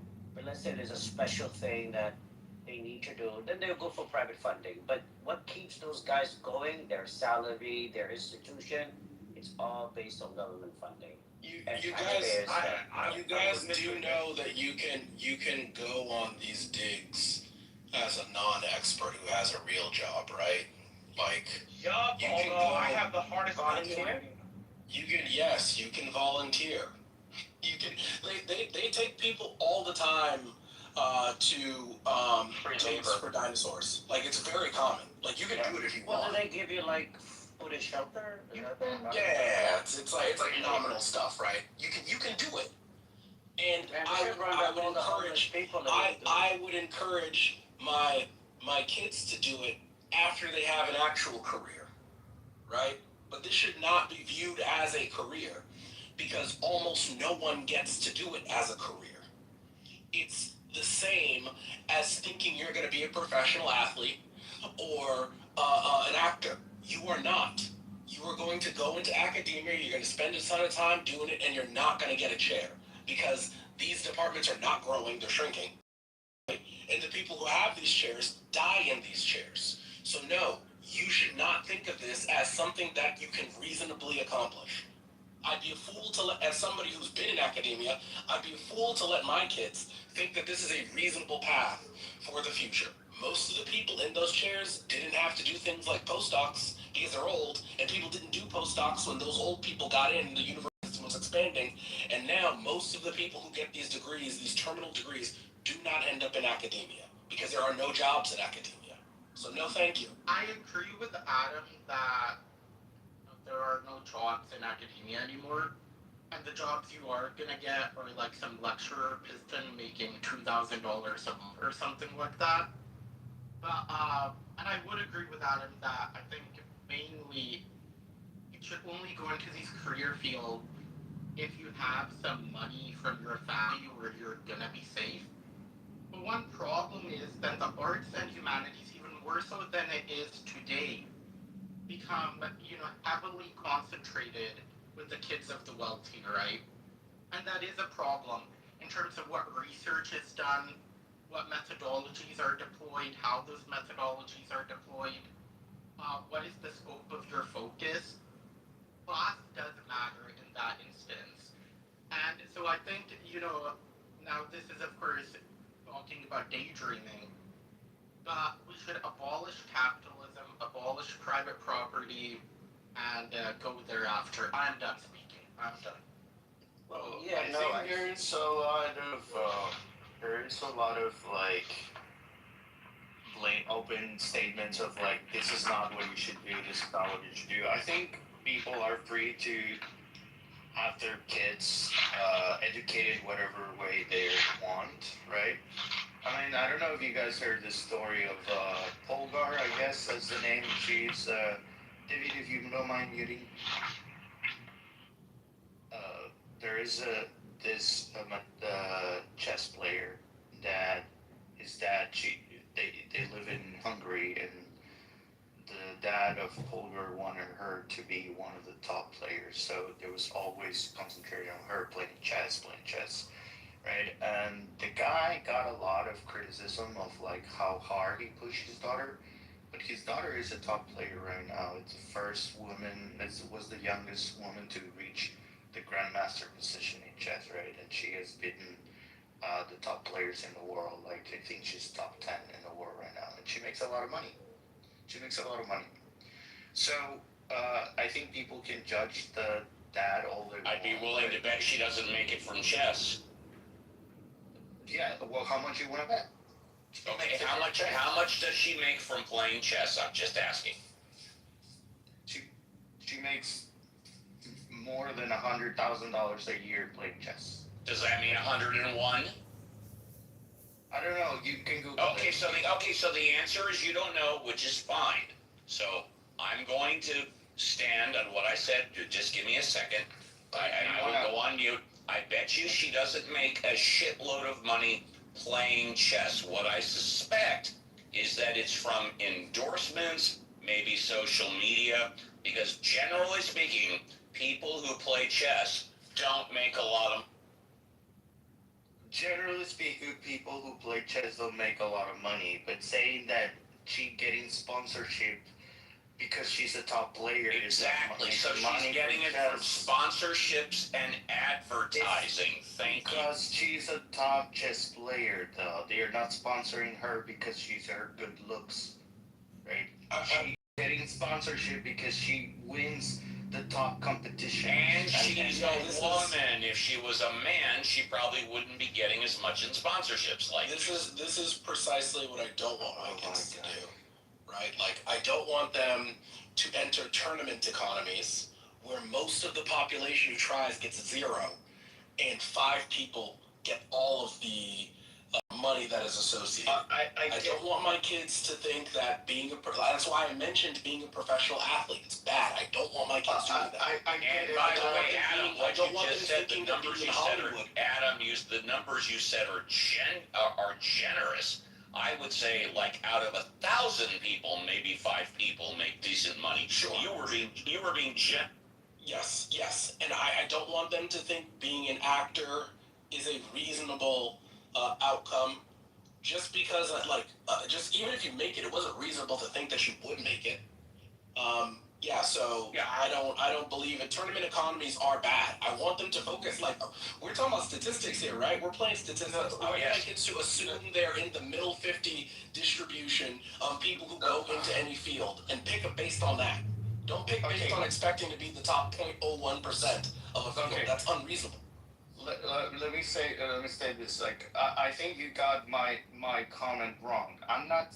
My comment was on saying to you that your kids were not gonna have a relationship with you, and that's not the thing for you to do, right? My point is, like, parents have a lot of lenient, a lot of degree to decide what they want their education to the children be, and judging them, I think it's really dumb because it's kind of subjective. Each one has their own opinion on what is the best for their kids.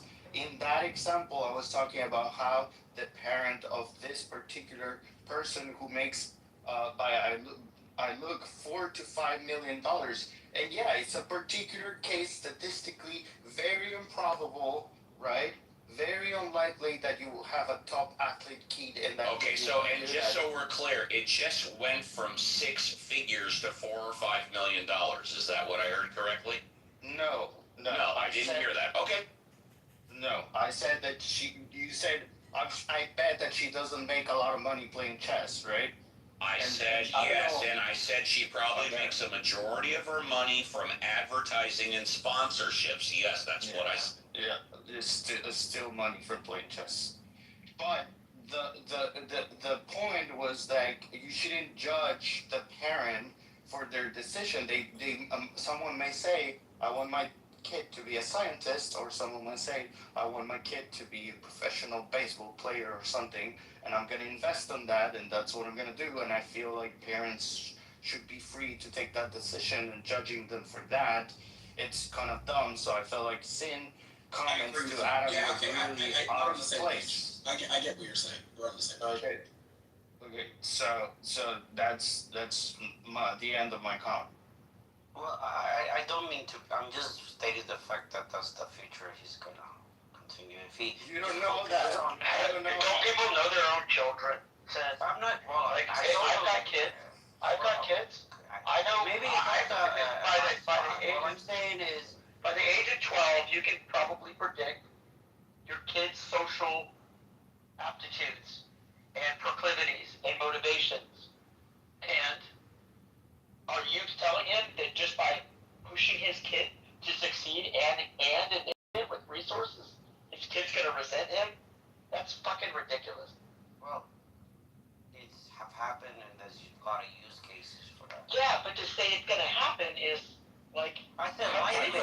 I would just say likely. Then that is greater than 50%. Oh my God! Why do you think it's even greater than 50%? Why do you think? Why do you think it's not? It's not likely. I mean, as a scientist, I work for a pharmaceutical company. Lots of Asians in my company, and all of their parents, when they talk about how they were raised, they were all raised in the way that I'm talking, and they all have relationships with their parents. All of them. Yeah, I would. Again, Mike, it's just a crystal ball, but I would think that Adam's kids would totally appreciate. I mean, they know that he's paying $120 grand a year to give them the best education possible, which means they're making the best after-tax money too. Yeah, they're making the best contacts possible to get them future. What if, Steve, if they don't like what they're doing because he forced them to do what he wants them to do? Why do you think it's probable? Likely, more likely.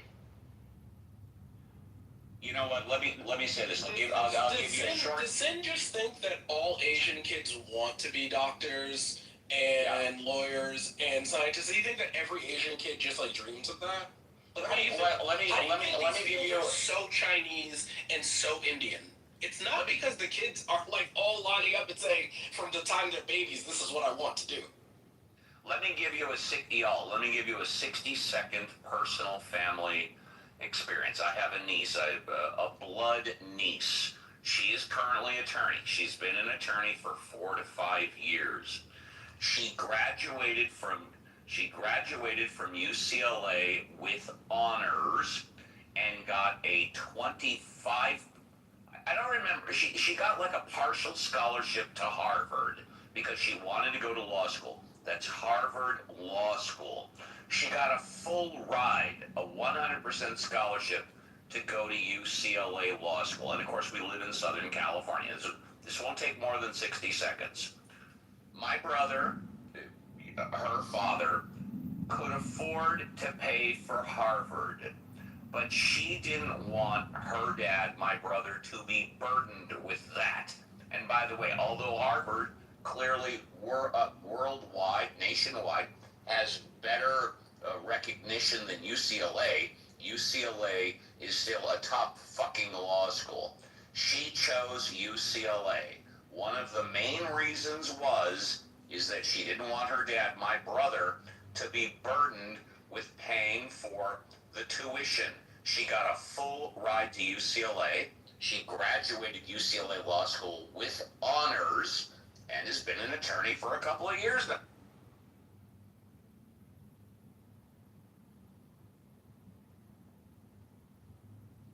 She could have gone to Harvard, but she wanted to save her dad some money. Well, that's a great kid to think in a sense. That's a good person. But I'm just saying that you have to be careful with your kids, not forcing them and putting too much pressure on them to be what you want them to be rather than them trying to figure out what they want.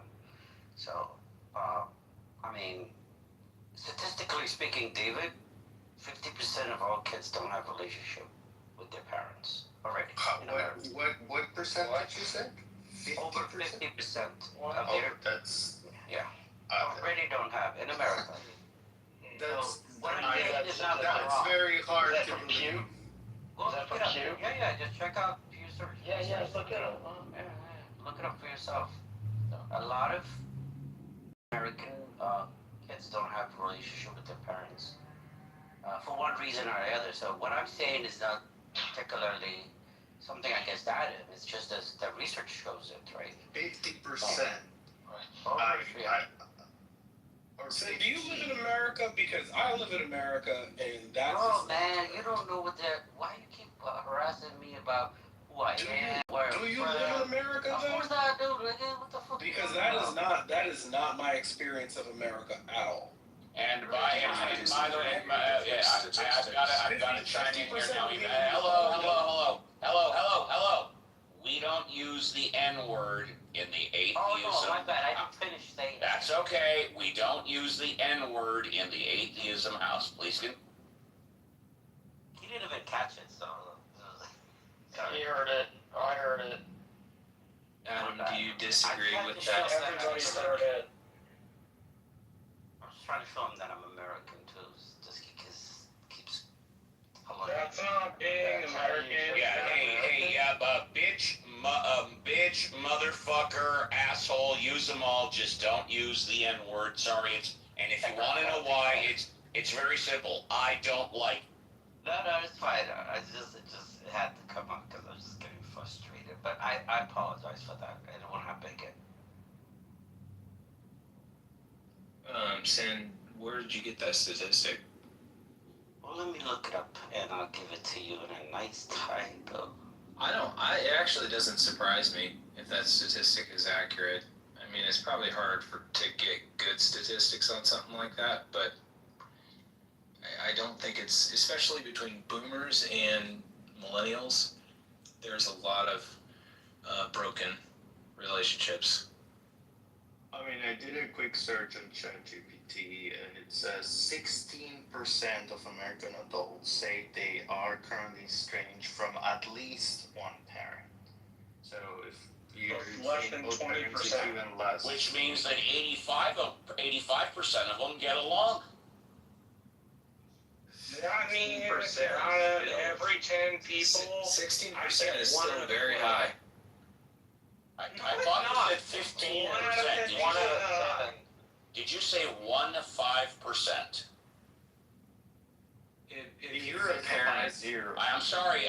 Did I hear 1-5%? Yes or no?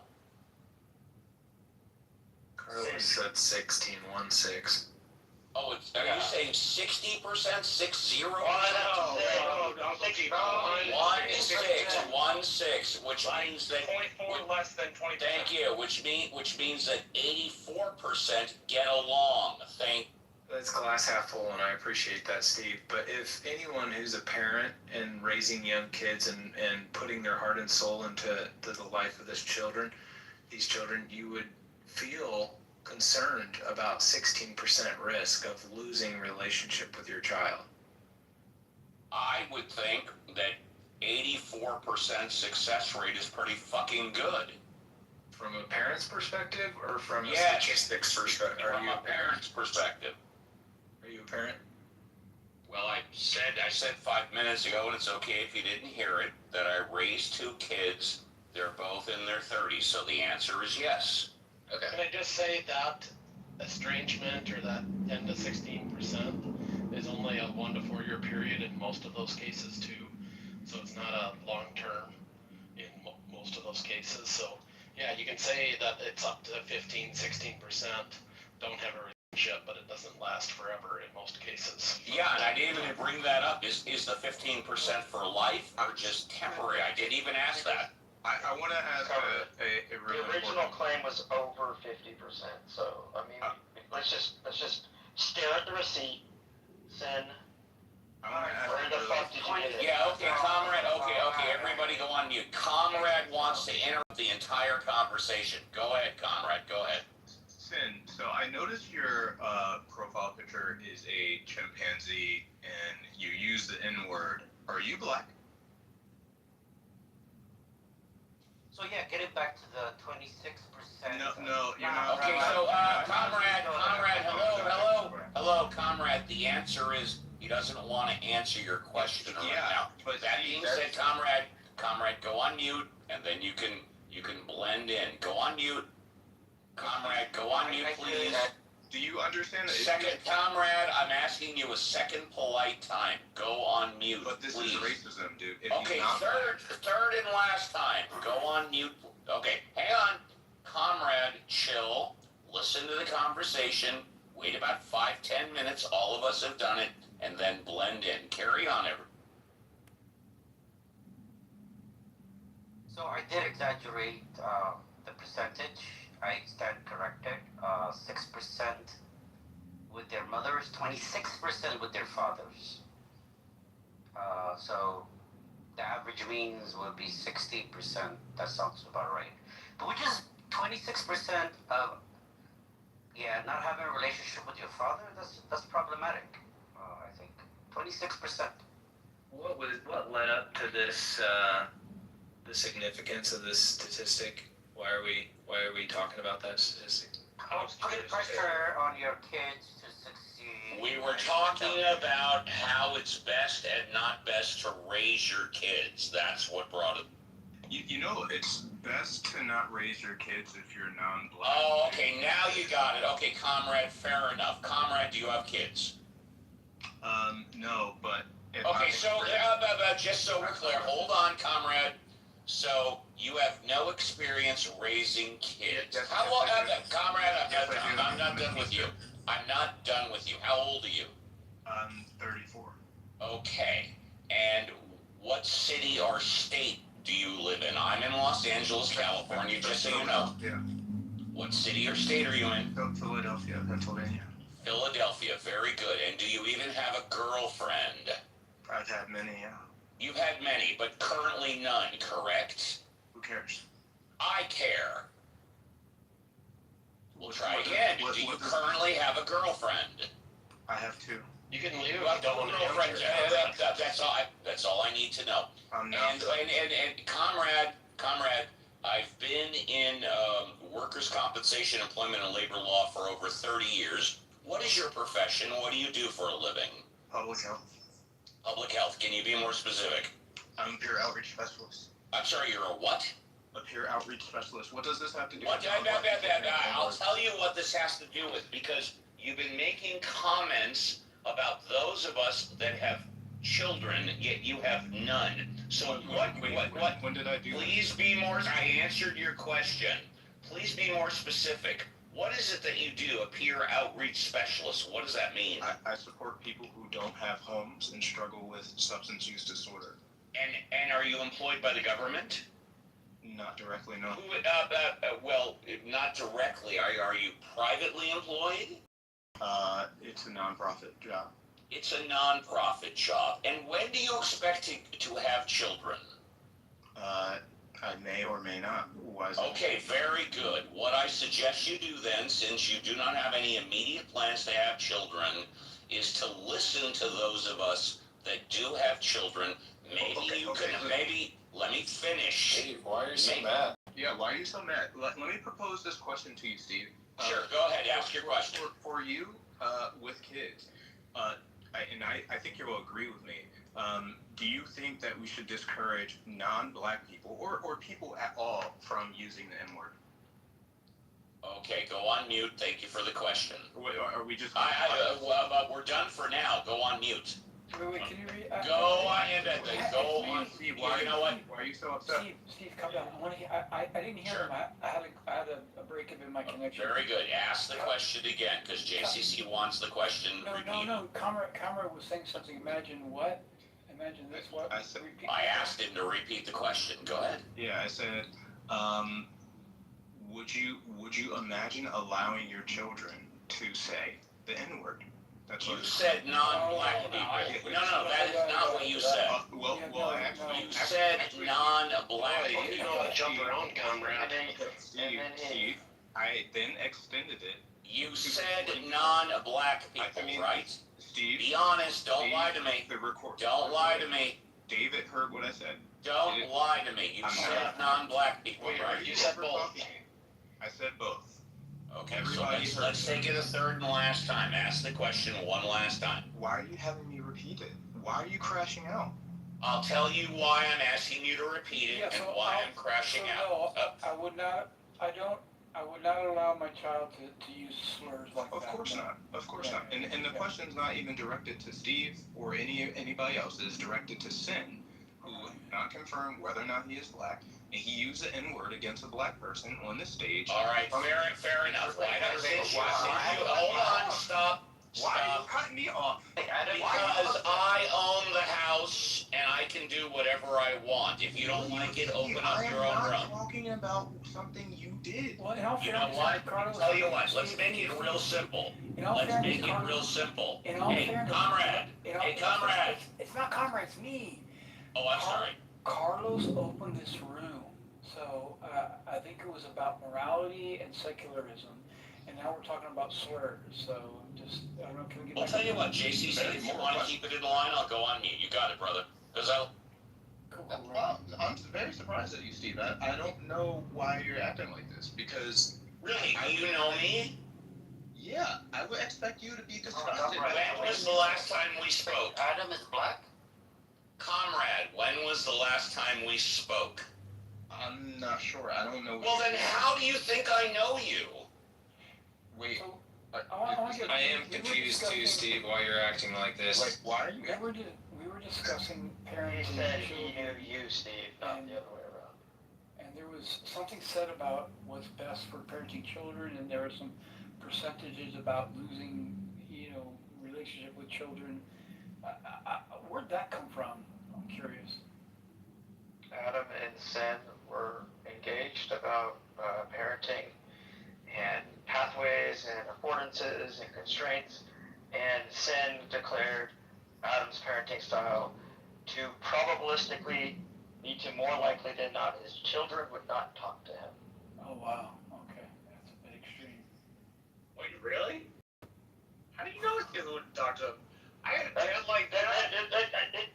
I was just giving you the. Could be talking about fucking old man. The synopsis. And then I'm presuming. Synopsis. And Sen used the N-word. Right. I did not use the N-word. We all heard it. Yes, you We all did. heard it.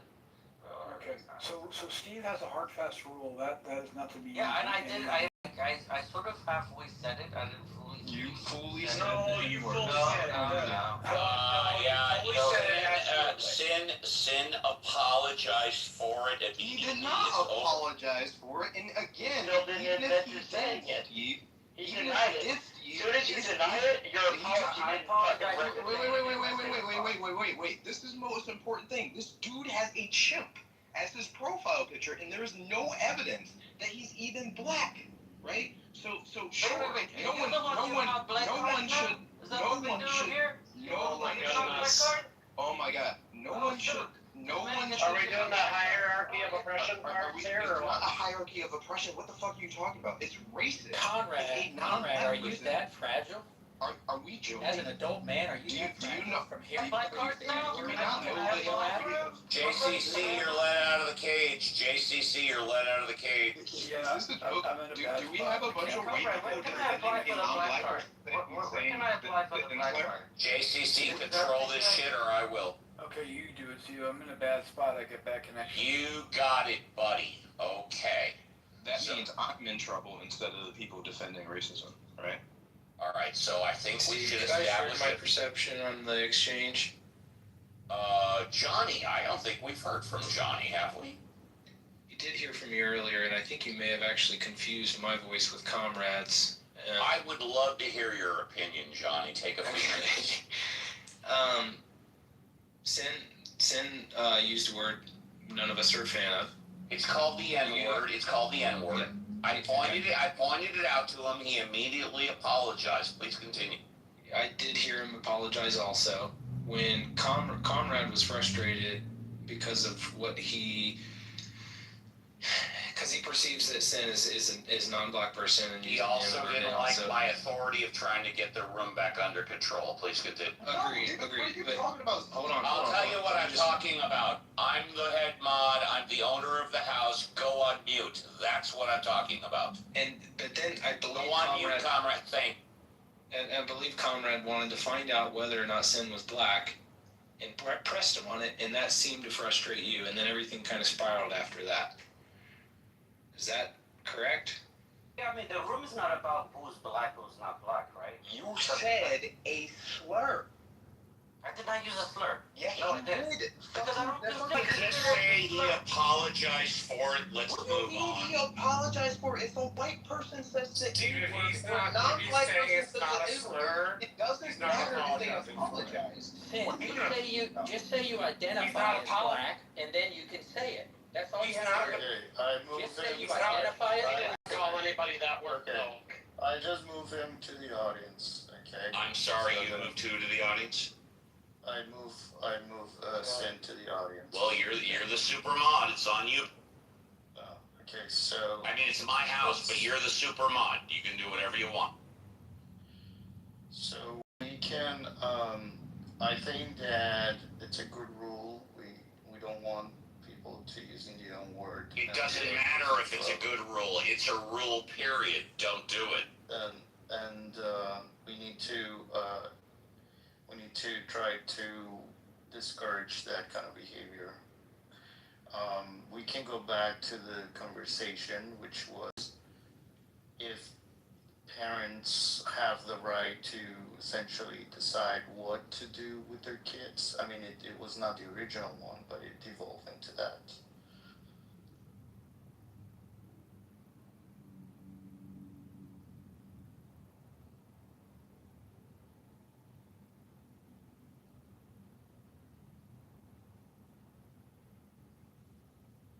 Well, since no one's talking, and I realize occasionally even I can get out of line, and that's why JCC has the absolute right to say, hey, Steve, you're getting a little out of line, or take a shit break, or whatever the case may be. We have very few rules here. One rule, no N-word, period, end of story. Next, as long as y'all are not insulting each other too much, speaking over too much, I will let you go as long as you want. I'll just listen. But when people start arguing, when the personal attacks start happening, when 5 people start speaking at once, that's where I have to do my thing.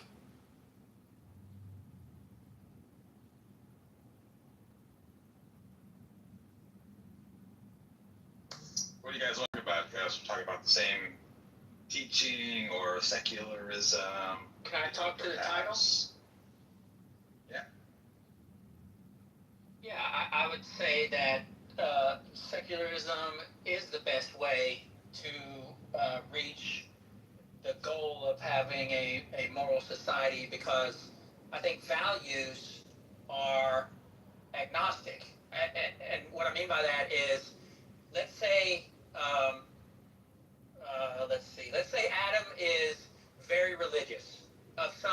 denomination, some religion, and let's say I'm not religious at all. If we act in the same way and our behaviors are the same, such that we respect the rights of other people, we pursue our own interests without harming others, then what's important is that we share the same values. And a third person, say Steve or JCC, looking at the two of us behaving in the same way, raising our children to respect others and be courteous, polite, kind, etc., hardworking, then Steve and JCC may not be able to tell who's religious and who's not. Let's say we don't wear, jewelry or crosses or whatever the case may be. So the values that are internal to the society are really agnostic, because kindness is not unique to religion. Hard work is not unique to religion. The values are independent and shared across religions and societies. So I think being secular allows people to behave with a moral compass independent of any specific religion. If I want to be religious, then I can do that, but the behavior, that's observed is still the same. Well said. Oh, I forgot one other rule. When a moderator is speaking, be quiet. That was well said, and I agree. And I think even prior to Homo sapiens walking the planet, or even any hominids, morality was there. So therefore, it started off secular. It's demonstrated that you don't need any kind of belief in a deity to have morals. And by the way, very quickly, for those of you that don't know, we've been joined by Alfonso, who is the founder of the Atheism House. So for any of you that don't know Alfonso, he's the founder. He's the creator. So,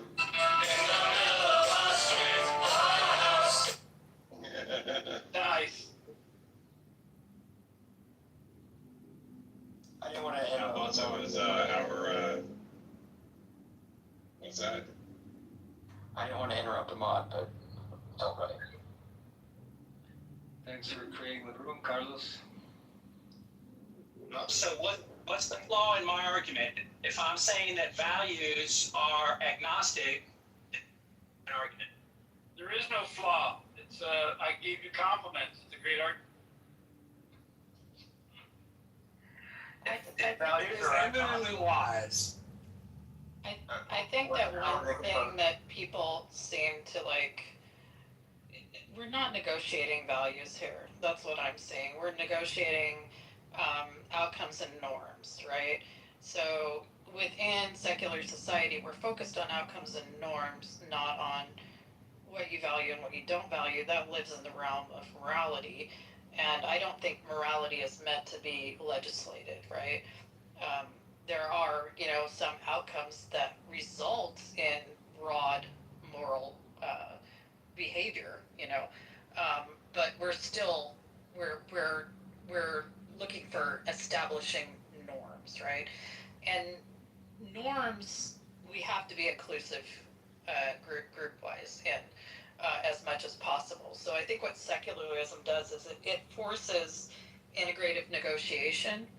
I think a good example, and it also separates the personal values from the public norms, right? You have personal values, you can live by those values, right? And it doesn't, and they generally, as long as they don't violate the public norms, like the good of the public. Something like same-sex marriage, right, is a good example, right?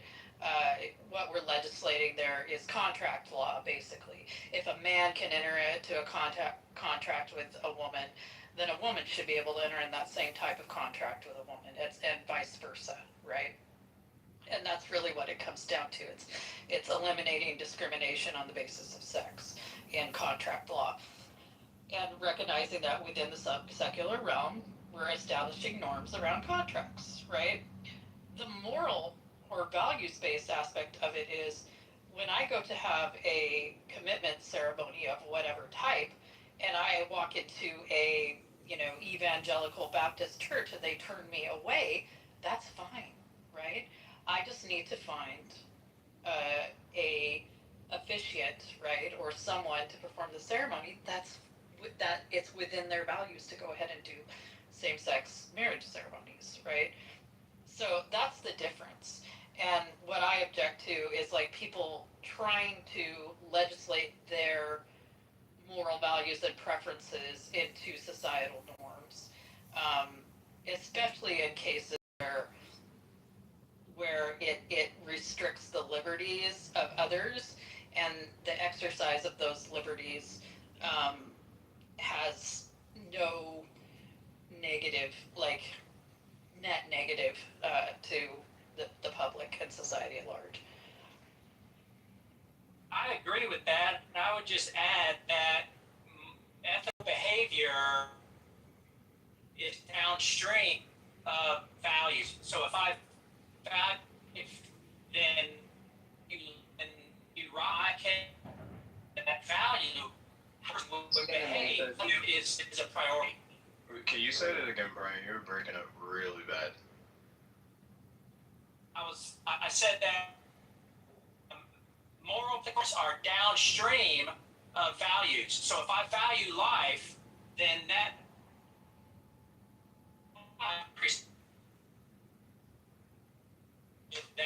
priority value. So it sounds like a tautology. I'm not trying to cut him off, but to just shift it and say, well, your values are your morals. What have you really said? What informs your values? Can you be more specific? Yeah, what I'm saying is you have to start with values, and primarily you have to start with what informs those? Valuing. The conditions around you. Well, the most fundamental question you have to ask yourself is, do I want to live or not? And then from there, you say, okay, I value my life. And from there, you combine that with the requirements of living, eating, breathing, cooperating with others, etc. So valuing life is the most fundamental value, the most fundamental question you can ask yourself, and everything derives from that value. Well, what about that? I mean, that's not exactly robust to someone else saying that they value their life more than your life. I mean, you're just vague. I value my own life, only your own life, or kinship. Like, maybe you look around. You were born into a society. Maybe you have duties, responsibilities, laws. Like, what informs your values? It can't just be like, I'm alive. I want to stay alive. I think I can answer that very quickly. But if I may, very quickly. Morality, you didn't say morality, but I'll say it. Morality is an individual's sense of attitudes, values, and beliefs which are based on a right, wrong, good, bad scale. Let me repeat it. Morality is an individual's attitudes, values, and beliefs based on good, bad, right, and wrong. I also would say, Brian, that it also depends on how you are qualifying life, right? Because if we flatly say that life has value, right? I would say that for most things, particularly fellow mammals, the plants and trees around us, my family, and etc. But they don't all have the same weight and value, right? I don't think about the bacteria that die because I brush my teeth or floss. I don't think about the insects that die when I walk down the street. I don't think about the extinguishment of life when I eat spinach, for example, right? So this categorization of the first thought is that life, whether or not life has value. Well, no, we have an evolutionary drive, particularly when we're young, to survive, so that we can reproduce and pass on our genes. This is a drive that most life forms have, right? This then gives us a base psychologically to try to defend or fight for our livelihood. Now, when we become social and we start interacting with other individuals or living things that have similar levels of autonomy to ourselves, right? We have to kind of deliberate and communicate with one another when it comes to the battle for resources, land, and space so that our lives can be stable, right? And over time, as we live in collectives, the conditions at which we engage with one another to ensure our collective health or the health of us as individuals eventually becomes ethics. Because there are people who could just like take away from other people to ensure their survival more, or to kill other people and things to ensure their survival, right? That would make sense evolutionarily, but that's not necessarily like the right way to go about life and to engage with other individuals that have an equal level of autonomy. I think that what Brian was saying, and sorry if I misrepresent you, Brian, but this is my understanding of what you're saying. Is like he just gave an example of something he values, but the way you derive your values is just very personal and subjective. People can derive values differently. What I think something that is important, what Cora says, is like the outcomes can help us to go back to our values and adapt our values. And that's the benefit, I think, of secularism versus not secular, uh, say, morality. Because if you're not willing to make changes and adapt given your outcomes, then you're just like stuck into this, uh, into this particular framework that those are my values and they can never change. But if you see the outcomes and start saying like, well, maybe we can adopt and become better and improve our values so that we get the outcomes that we value. Yeah, what I'm saying I think is, it's I think it's I think kind of got it in reverse, Brian. I think instead of starting with a value and then interpreting everything through those values, you should do it in reverse.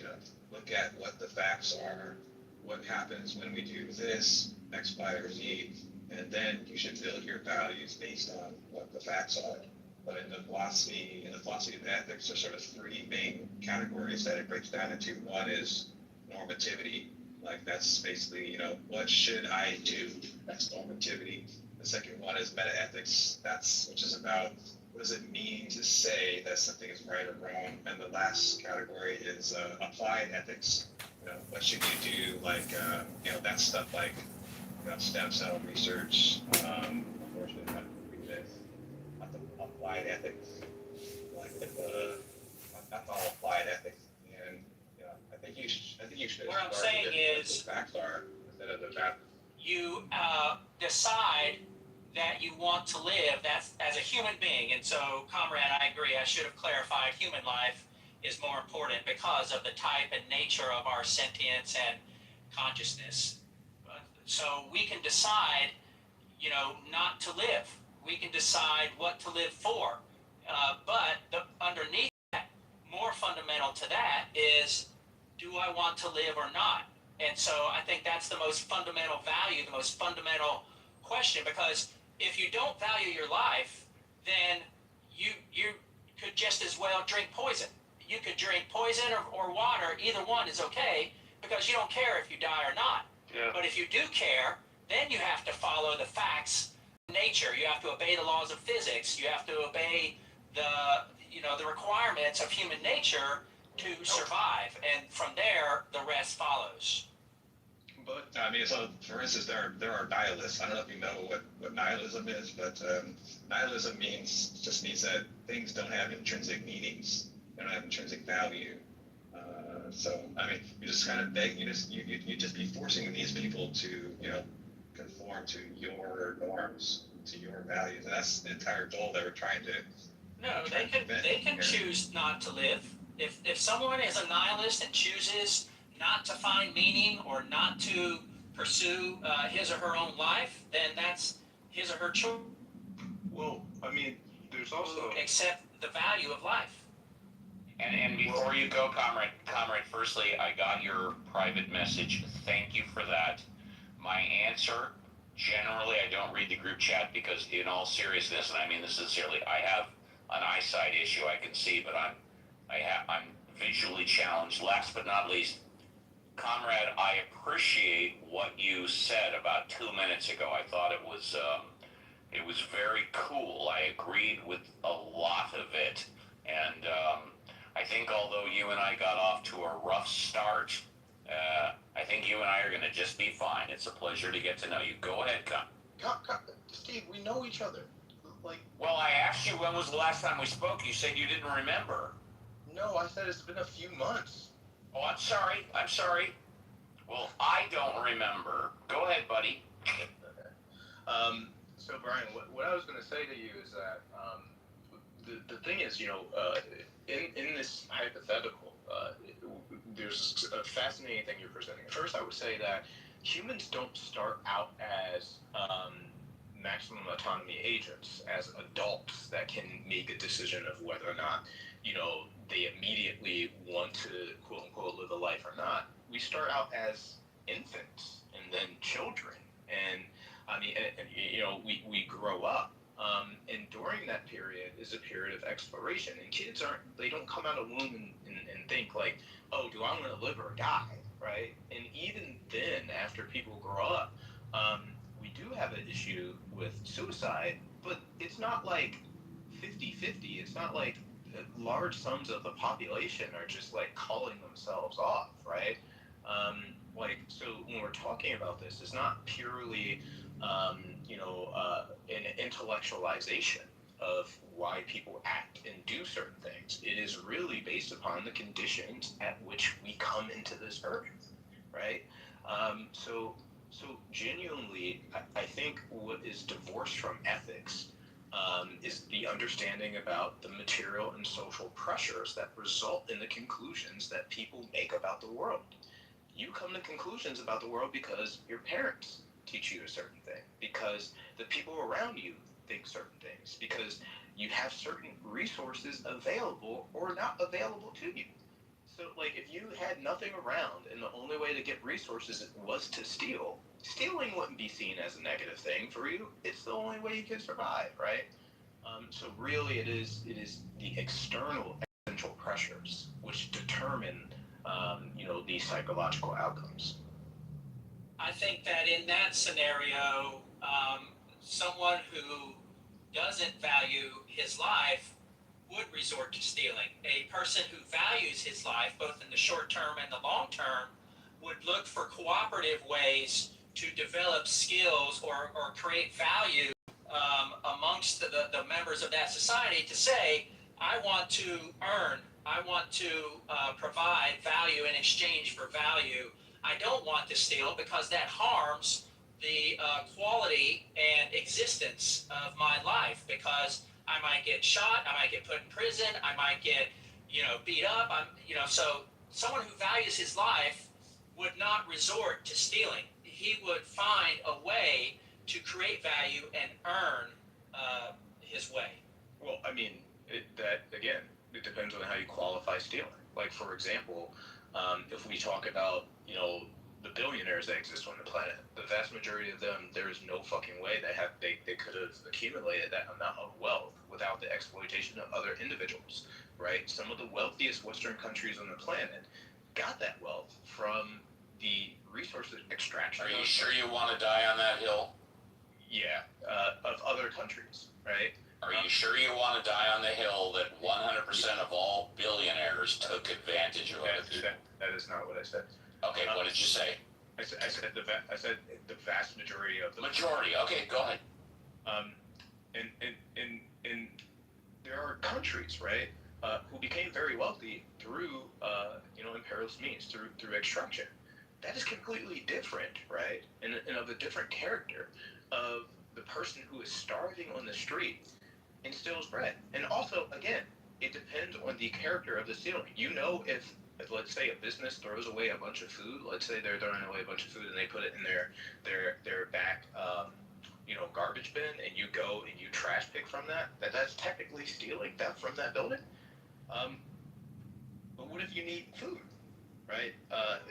It's not a question of whether or not they value their life. It is a question of necessity and them extending their lives, and also a question of the collective morality of the society that you live under. So, it's not that cut and dry. It's not that black and white. I mean, they might not value honesty, which I think is the most very common thing to happen. They don't value honesty. It's not their life that they don't value. They don't value honesty, and then they're stealing because they feel that they can get away with it. Right? No consequences. If you're poor and you need to steal food to live, you are not being dishonest. You're just That's one example of one thing that could happen. Someone who is very poor and to survive, then they need to steal. I agree, that's not dishonest. But then there is another example that your life doesn't depend on it, and you still want to steal because you want to have more money or car or whatever you're stealing. You just want to have it for you, and you can steal it because you don't value honesty. Sure. As much as guess. I think I think what Brian's saying is kind of dumb. I'm a middle child, had a younger brother and an older sister, and growing up, my mom raised the three of us by herself, and she did her best job, but we didn't always have food, and my brother often went hungry, and like we were best buds. He would tell me, "I'm hungry," and a lot of times my mom wasn't around; she's working a bunch of jobs, and so I'm kind of responding some kind of ways. And he would tell me, "I'm hungry. What can we eat?" We would go check the kitchen and find that there's just fucking nothing in there. Okay, so me, of course, I'm a child. I don't have any money, so I would go to the store and steal fucking bread, okay, and peanut butter so that we can make a sandwich for my little brother. All right. Now, if you're gonna tell me that I don't value life because I did something like when I was a child, well, fuck you. I'm sorry. I love you, Ellie.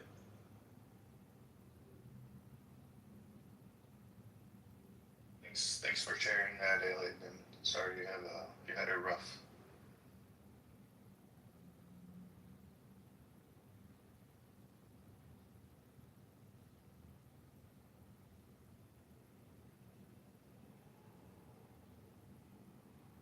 That comment was directed at Brian, but it's not here.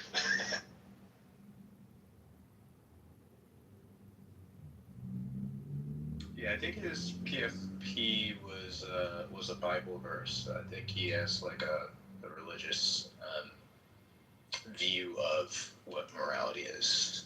Put him in the stocks.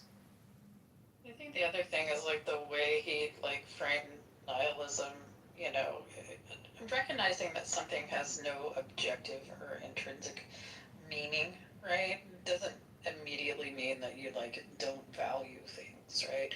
It just recognizes the fact that all of that value comes from subjective preferences, and the meaning comes from the meaning that you choose to give it and build around it.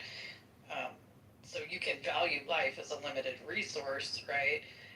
It's not a gift from a supernatural being, right? that objectively is good, right? It's something that you analyze situationally. And yeah, do people commit suicide? Sure. When their life, right, ceases to provide them with any sort of like value, that's where they get to that point. Where they aren't benefiting from being alive.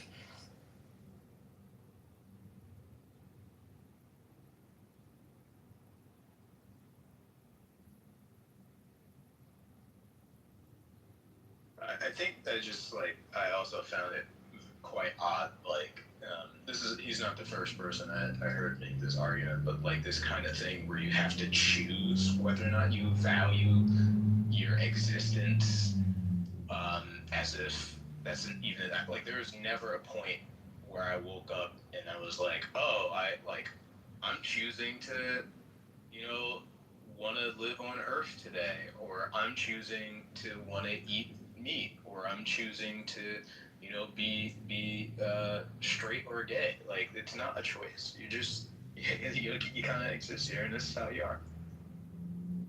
Oh, you're gonna go into free will now? I'm very much a a pretty orthodox physicalist.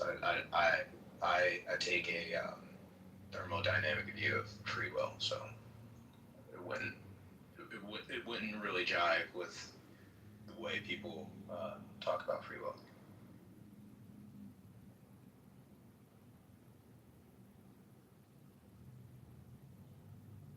By the way, my brother, he's doing like extremely well himself. He's been in the military for, I don't know, 19 years now. He's married. He has 2 kids. He's one of the best people. One of the best people I've ever met. You know, I'd stack him against any of you motherfuckers any day of the week. He's a really upstanding human being, and I'm absolutely glad that I did what I did. Yeah. I'm also very proud of my brother, and I think he's better than your brother. I was gonna say you should think the same thing about yourself, Elliot. I've met a lot of people throughout the interwebs, and you're a pretty upstanding individual. And I kicked what's his name for his comments in the chat there, Conrad. Oh, I didn't even see what he was saying. It's like, Oh, yeah, it was. He fucked himself even more so in the side chat. yeah, no, I knew as soon as I saw the chimp profile picture that he was definitely a racist troll.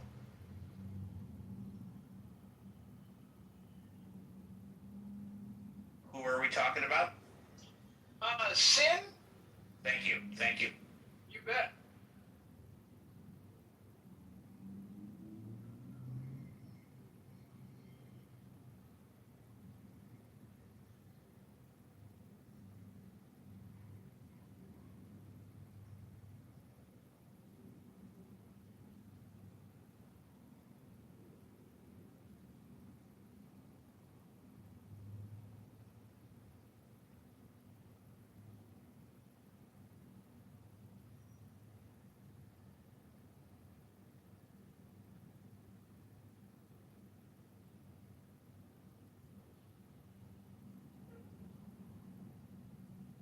Yes, and comrade, please forgive me. I'm getting old, but that's no excuse. I don't remember our conversations from a few months ago. If you wanted to refresh my memory and tell me what we talked about, I'd probably remember it, but I don't remember those conversations. We would debate Benjamin a lot. We would have atheist debate. I met you because you were the only intelligent person in Talking Apes. Thank you. Yeah. Actually, if I may, with all due respect, JCC used to be another intelligent person in Apes, but I don't think he goes there too often. Wait, I think I saw him a day or two ago, you know. Wait, JCC, you were in Talking Apes.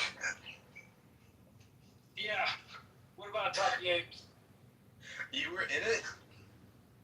What do you mean I was in it? I didn't know you went to the Talking Apes. Oh, yeah. I'm not a member of their house anymore, but I go in there on occasion. Jesus Christ. They're a bunch of dumbasses. Yeah, it's real good. And if you really want to be blown away, and I'm not blowing a confidence, Cora used to go into Talking Apes every so often as well, but she hasn't been in there in a long while because, and these are my own words, they fucking kicked the shit out of her, and I was totally pissed off about them. They probably kicked her because she was a woman that was smarter. They kicked the shit out of her because she's an intelligent human being, period, end of story. That's my humble. They're really sexist and homophobic. Yeah, there was a huge degree of misogyny involved.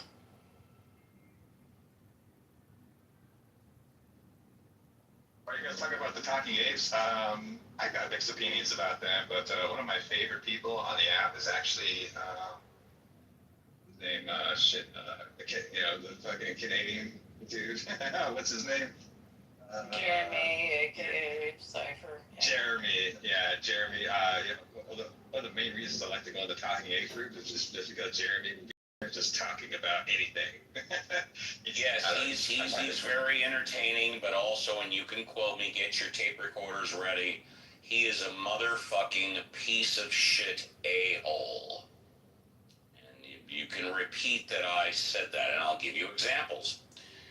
He just recently advocated within the past 48 hours that he endorses an abortion at 8.5 months, number one. Number two, he endorses male children, that would be children under 13, required to get a vasectomy. He endorses male kids under 13 being required to get a vasectomy. You can quote me, you can tell anybody I said that. Wait, why? He is a motherfucking asshole. Why does he advocate that? Was he? You'll have to ask him. Given what I know about him, I'm kind of tempted to say that he's trolling you, because that's his sort of modus operandi, to troll people. But I mean, on the other hand, he might actually believe. Yeah, no, fair enough. He's trolling, but he said it. I verified it. If he's trolling, he's trolling, which again is why I consider him a motherfucking asshole idiot.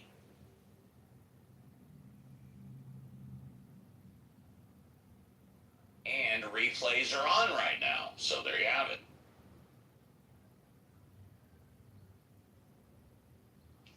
He's definitely an asshole.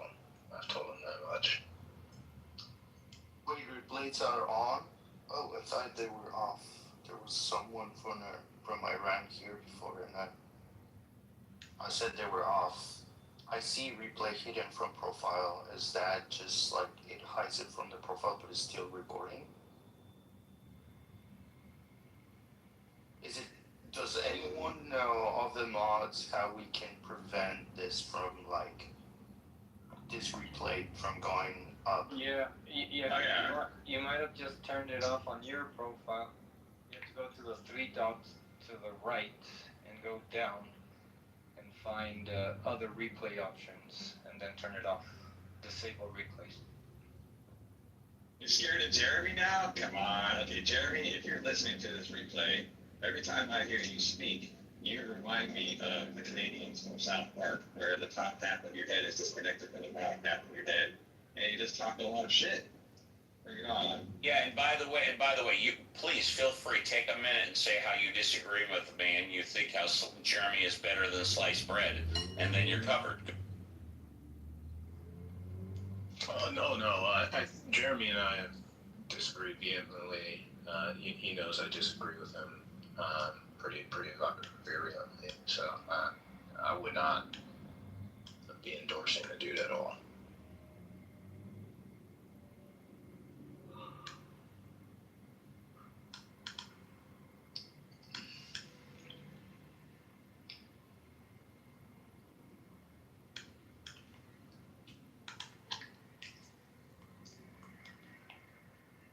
Yeah, I've got nothing to hide. I use my real name first and last. That's my real picture from last year. It's AI, like about 10 or 15%. And I'm very careful about speaking when on Clubhouse, because I know anything and everything can be recorded. And Jeremy, currently known as Cyberpunk, says a lot of things which I confirm that he says he believes in. He might be lying.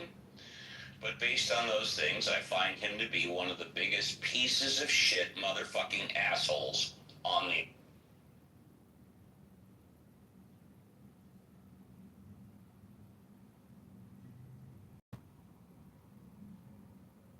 Watch out, talking like that, Steve. There's people out here who have the same opinion of you. And that's okay, and I got no problem with that. And I totally get it. I encourage them to come on. I mean, I've been holding the same rooms on the weekend, Saturday and Sunday, for 3 hours for over 5 years. And anybody could come in and talk to me. And I use my real name. Anybody, if they want, can find me, which hopefully they don't. This is why I have a pit bull and a 9mm. So, but if anybody disagrees with me, I would prefer they just disagree with me on Clubhouse. And disagree with me, let's talk. Which 9mm you have? I have a Glock 17. Oh, that's beautiful. Thank you. You should get a newer Glock model, but well, I'm not a gun guy. I'm not a gun expert. I have a pit bull, and I have a firearm. And I mean, if anybody comes into my home and they're not allowed to, they're gonna get either eaten or shot. I don't carry it around with me. It goes two places. It stays at home, or it goes to the firing range. If somebody catches me out on the road or out on the freeway, I'm telling you right now, I don't carry a gun in my car, but I carry it in my home. And so, yeah, there you have it. That's it. You should make a PCC. What is a PCC? It's not PCC. It's like an AR pistol. I'm saying it incorrectly. Oh, I'm not modifying. No, I appreciate the recommendation. I'm not modifying anything. I bought it for what it is, and I use it for what it is, and I'm not that experienced in guns like Marshall, and I see Marshall has the phone, whatever there. I mean, Marshall knows. Let me rephrase. Marshall has forgotten more about firearms than I will ever know, okay? So, I just use it for home defense. Fortunately, I've never had to use it. The only time I carry it around with me is from the car to the firing range, and that's it. If someone wants to mug me when I'm going to Ralph's and shopping, they're gonna have everything that's on me. I don't care. Alright, I feel it. Still pretty cool.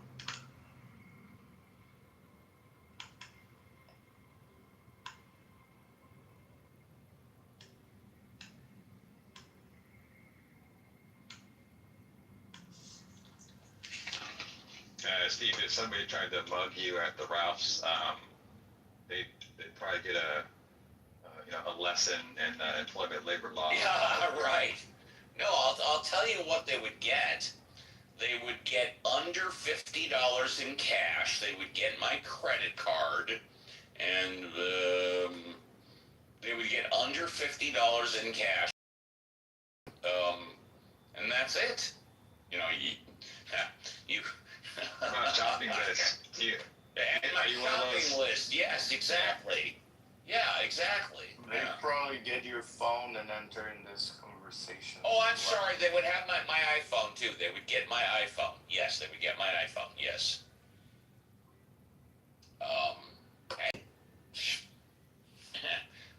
My life is worth a lot more than that. Take it, because everything at Ralph's is on film. Plus, they have the security guard there, so it's all filmed. I'll get you later. I'll get you.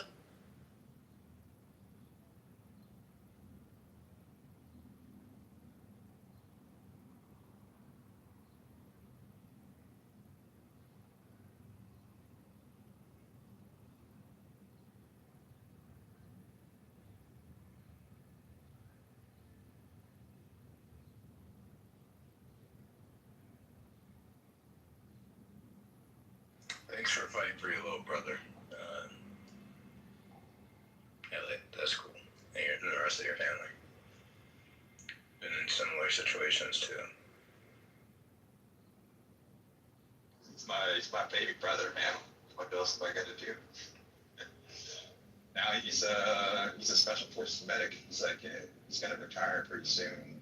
He's basically just doing training. He goes around the country and he trains. There's only a handful of people that do that work. Oh, that's cool. Oh, Miguel's in the audience. He knows about this kind of stuff. He has experience. Yeah, no, Miguel definitely does.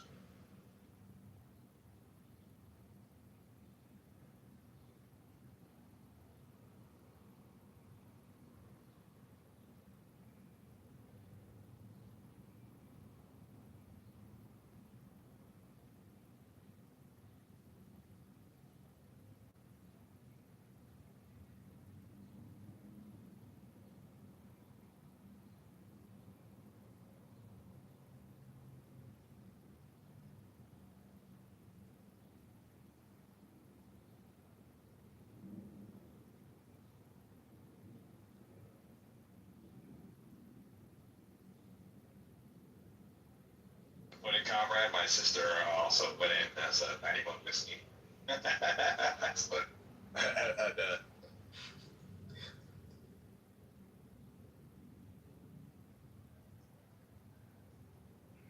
Well, it seems that the room kind of died off. I think it's a good stopping point. Thank you guys for contributing, and yeah, keep coming to the atheism. Thank you. Don't close it out. Don't close it out. You can leave, but I'm gonna take it over. Don't close it out. You're gonna keep it out open? Okay. I'm gonna keep it open. Yes, sir. Thank you, Carlos, for opening up the room. Thank you. Yeah, stupid. I'm gonna keep it open. All right, there we go. We'll go ahead and change the title. Let's see here.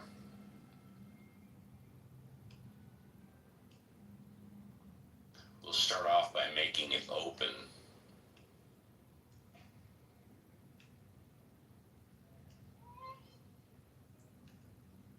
Let's see here.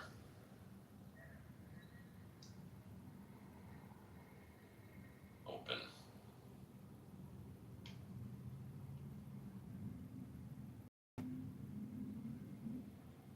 There we go.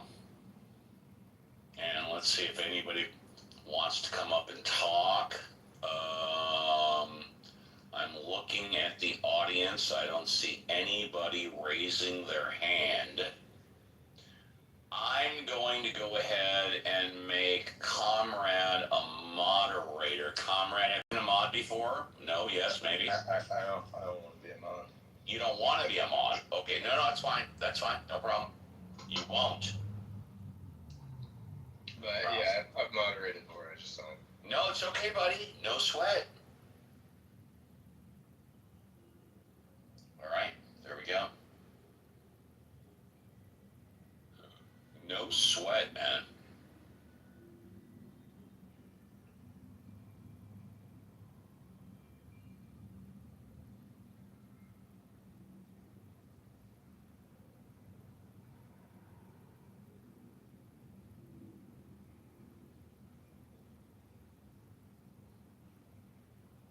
I might drop it anyway. We're supposed to get a Draco here, and it's expected to be quite severe. It's probably gonna produce tornado producing storm. Go observe it real quick. Are you going underground? There's no option. That's not how the buildings are constructed here. But we are at the topmost point of the hill, and also if a tornado, because when I was a little kid, I used to study meteorology because I'm autistic. Where we are, if a tornado was generated, it's unlikely it would be very strong. Probably be like an F1 or F2. Mostly gotta worry about flooding, but it doesn't seem too bad right now. The clouds were too fast moving, so I don't think it was able to really form well.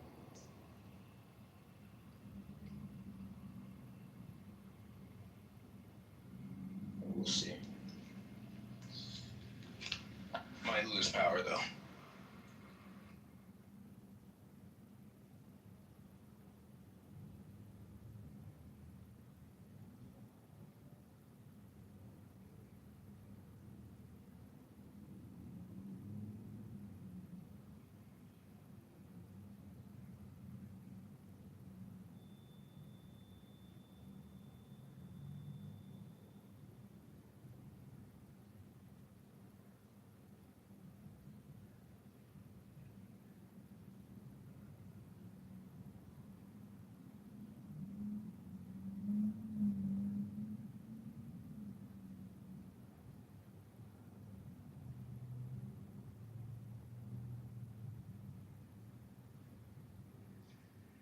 Did you get it, Brace?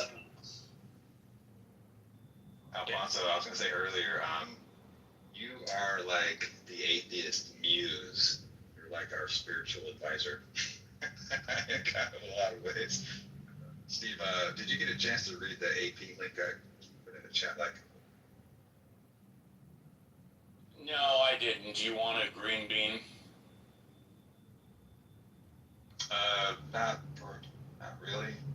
Okay, then you won't get one. And the answer is no, I didn't read it. No, no.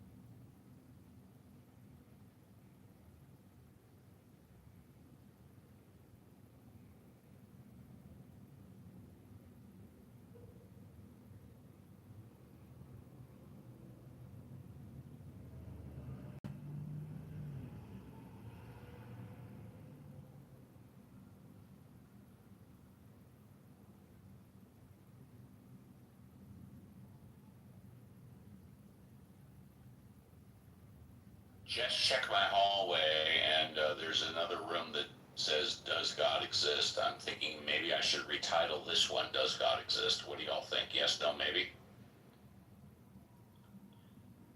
Yeah, go for it. All right, I'm going to do it.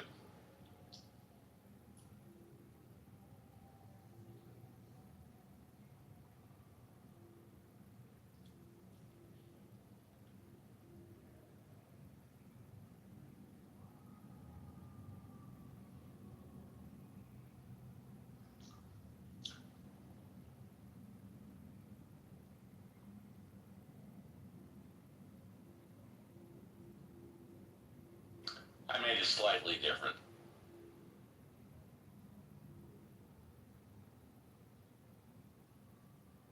I think the topic's like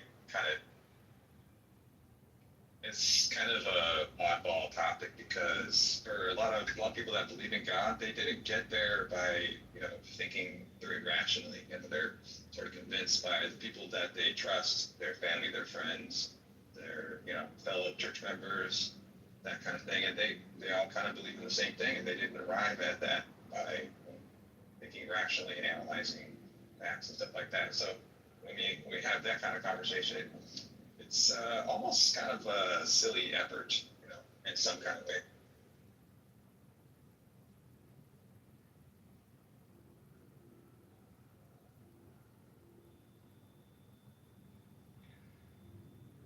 I would like a title that along the lines of what knowledge informs wisdom. You know what? I just thought of a new title. I'm going to put it up there, but if Alfonso, you don't like it, I'll change it. I'm going to put up a new title. Hopefully everybody will.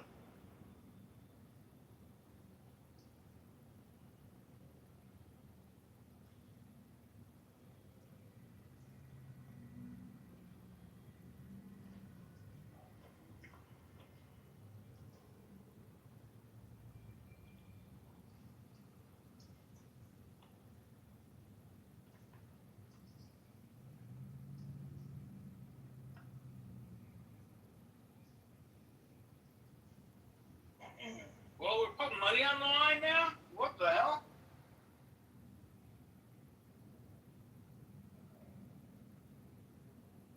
Prove to you, Steve, or prove to the world?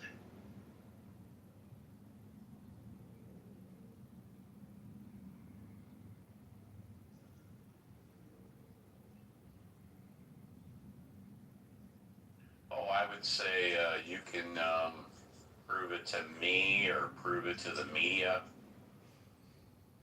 I will pay you $500 if you can prove to me or the media that God exists. Fuck are you doing? What's the problem, JCC? If please convince me, I'll erase it. No, some woman was driving outside the road. Oh, sorry, buddy, sir. I'm hot miking, so yeah, gave me flashbacks of my head-on collision. Yeah, no, I thought he was talking about my $500. No. All right, Steve, how about this? Let's say, all right, I'm going to prove God exists right now, okay? So Before you do, should I increase to $1,000 or is 500 good enough? I wanted to make sure people believed it. They believe $500. I've got the money. Yeah, go ahead.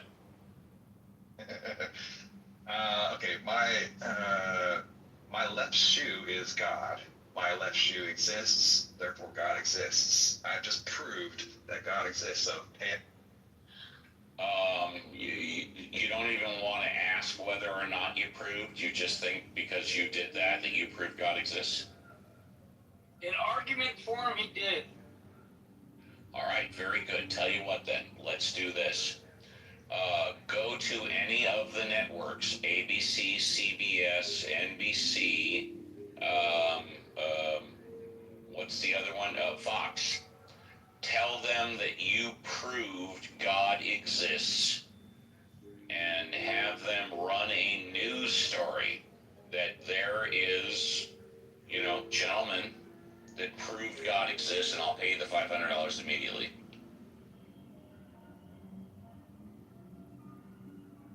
oh man, if I went on Fox News, we would not talk about God. We would be talking about left-wing liberal stuff, probably. They'd probably try to turn me into They talk about God on Fox News all the time. They talk about God on Fox News all the time. One of the things that I noticed that they do a lot, at least on the mainstream, like what am I looking for here? What's the word I'm looking for here? I mean, I'm just figuring that since Fox News talks about God all the time, that if someone were to be able to prove God exists, that would be their first story, right? Maybe. I don't know. Yeah, I don't watch Fox News so much, but all right. I notice a lot of times, like they'll have like left-wing people on their shows. Yeah. And with it seems like their goal is to like use them as a cudgel to attack the like center left. Their goal is to make money, and how do they make money? By selling advertising. Eaton, sorry I had to cut you short on this morning's show. I love your contributions. Come in earlier tomorrow.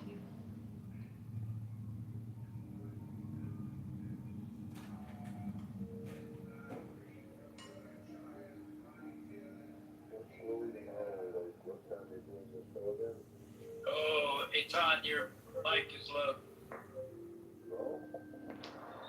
Alright, maybe I should take my... There you go. So what time you're out there in the West, right? I forgot, I haven't been to the app for a while, so what time is your show, Steve? 7 a.m. Pacific Standard Time. 7 a.m. Pacific Standard. Alright, so, yeah, it's about 10 hours. Okay, I got it. So, if you're 7 a.m., it's my 5 o'clock in the evening. Alright, cool. I love it. I love your show. 3 hours only. Eaton, you're very kind. Thank you very much, Eaton. Thank you.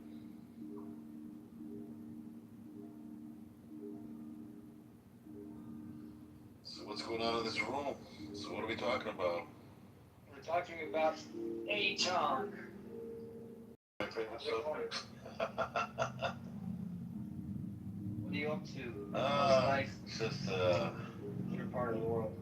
Saturday night here, and I kind of got stood up for a day tonight, so I'm just chilling. Shabbat Shalom. Well, she had a good reason for not coming, so that's cool. But Shalom's always good. Shalom's a good idea. Anybody have any cocktail suggestions while you're at the bar? Anybody got a favorite? Temple. Vodka martini, shaken, not stirred. Oh, like a James Bond? Was that right? Was this a vodka martini? I know the shaken and not stirred bit, that for sure. Shaken, not stirred, James Bond. Yeah. Margarita's always a good hit. Or if you like bourbon, get yourself an old fashioned. But here's the thing I'm gonna probably for a little later on in the conversation. You know, they always talk about who was the best Bond. So, does anybody want to just say quickly was it, Sean Connery. Yeah, I think all the alpha males are gonna say that. Yeah, except for me, I'm going to say Roger Moore. Yeah. Because Roger Moore was James Bond when I was getting into my teenage years. So, for me, it's Roger Moore. That's exactly when I started watching the Bond flicks. So what was that, from 73, I think? He was there from 73 to 85 or something like that. And of course, we had Paul McCartney, Live and Let Die, which was also Roger Moore, the greatest Bond song of all time. But you see, he added something different. Eddie, like, you take Sean Connery, and he's a tough guy, being a tough guy. But now you've got something with Roger Moore. He's like an elegant guy, being a tough guy. And you got like both sides of the coin there. I think it's kind of intriguing. No. Yes. So he's like the intelligent man's tough guy, you know. And also, wasn't Roger Moore the spy who loved me as well, or no? Yes. Yes. Okay, so you had Roger Moore, Live and Let Die, and Roger Moore, The Spy That Loved Me. In my humble opinion, the two best theme songs of the James Bond. All right, okay. Theme songs Don't are forget one thing. Don't forget Octopussy. Well, what was the theme song? I don't know. I like the. Okay, fine. Because the Spy That Loved Me was Carly Simon. And then You Live and Let Die was Paul McCartney, and they were both Roger Moore, yeah.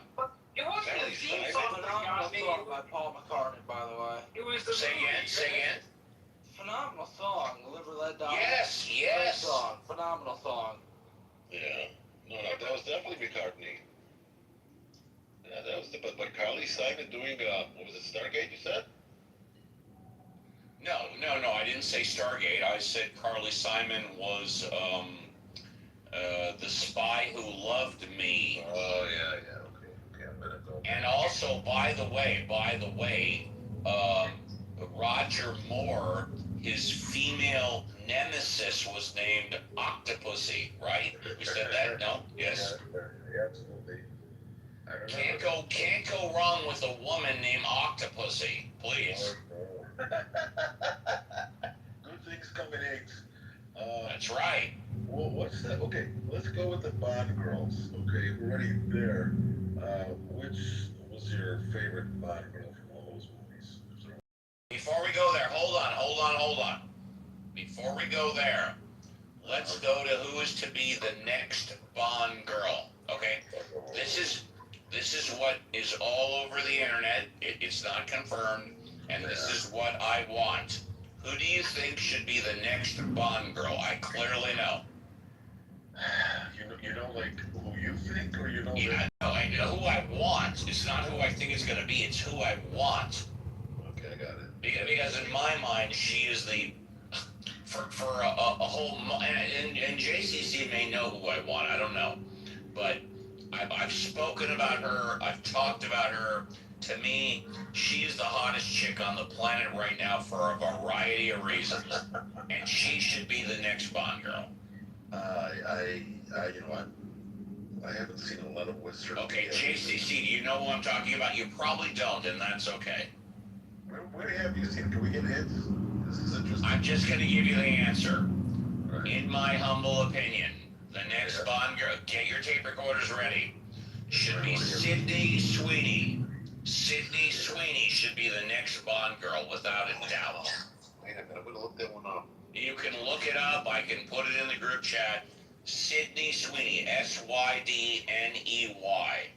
Sydney Sweeney. That should be the next Bond girl. I love Sydney Sweeney. I'm infatuated with Sydney Sweeney.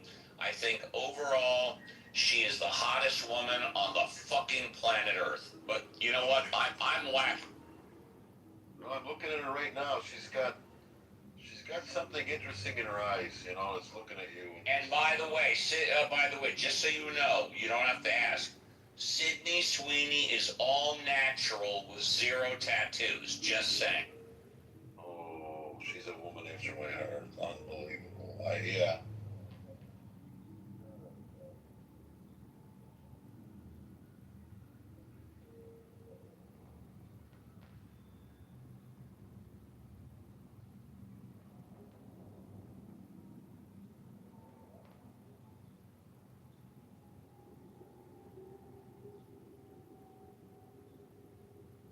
All right, so you got to industry. That title actually goes to Salma Hayek.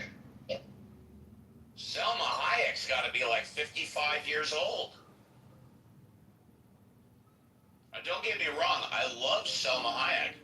One of the greatest things I ever saw was at the Academy Awards. Both Selma Hayek and Penelope Cruz were on stage together doing an award. I love that. But they're 55 in their late 50s. Sydney Sweeney is in her late 20s. She's got to be 28, 29 years old. You know, if we're gonna go with middle-aged Latin women, I never got over my super crush on Eva Longoria. Is it? Oh, yeah. Yeah, Longoria. Yeah, and you know what? Longoria. Eva Longoria, and you know, I haven't done it in a while, but I'm gonna do it here. You guys talk for a few minutes. She dated, or married to, what's his name from the Spurs? What, she's married to who? One of the Spurs players. Right, okay, that's... yeah, I know. I forgot his name. He was one of the shorter guys, point guard.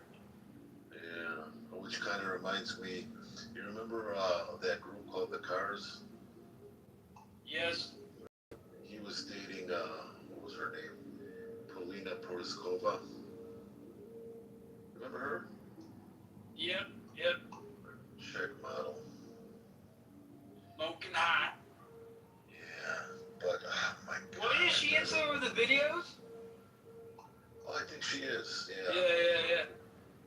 Total waste if she wasn't, but every now and then they put their women on the videos, like Steve Perry, who had that girlfriend named Sherry or something like that.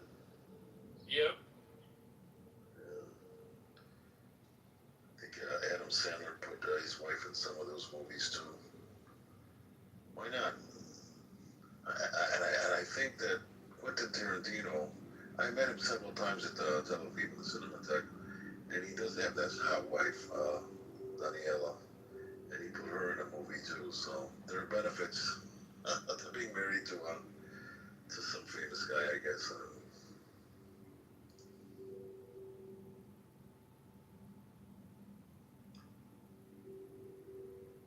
Well, here's the thing I want to throw you guys. This is an interesting subject. While we're on the topic of James Bond, they actually one of the what do you want to call it, the candidates or the possibilities for being James Bond was this an actor Idris, is it? The black guy? Something Idris. You know what I'm talking about? Idris Elba. Yeah, Idris Elba, right. He was up for, or they considered, and Mr. Roger Moore said, no, it just will never happen. It can't happen. And I don't think he was being a racist, but he said that a James Bond can't be him. And I think he said James Bond has to come from England, that he has to come from a royalty or something like that. Does that make any sense to people, or do you go with that sentiment, or do you have anything to say about it? No. Nobody wants. Yeah, I heard about that. They were considering Idris Elba for James Bond. I think he could be pretty damn good. He would be good. I think probably the best thing, probably one of the best things, smartest things Quentin Tarantino has ever done is to write and direct a movie where he writes himself into the role of putting Salma Hayek's toes into his mouth. Okay, that's him. Oh my God! You know what movie was that? I do remember seeing a clip on that. From Dusk Till Dawn, the first one. Oh, I mean, that's the one I didn't see, but you wonder about that. The guy, the guy's a big toe fetish or foot fetish, right? I mean, how did she consent to that? I mean, I don't know, but isn't that wonderful? You can write your own scenes. Yeah, well, I don't know how he did it, but he did it. She's kind of like, she's a she's kind of known in the foot fetish world to have like decent feet, I guess. I don't know. But he doesn't like talking about it. What's his name? Quentin Tarantino. They'll ask him about it and he'll lose it. Go figure. If you're that sensitive, why are you? I don't, I don't know. Is he? What's the deal with that? What is that? That's like an artistic thing.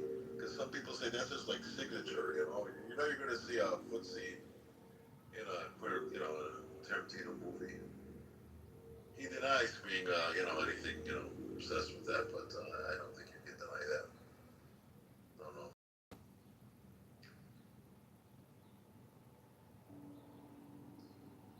Yeah. Selma Hayek has an interesting cultural background. She's obviously Latina, but you know what the other half is? This is common knowledge. She's Lebanese. No idea. Yeah, she's Lebanese.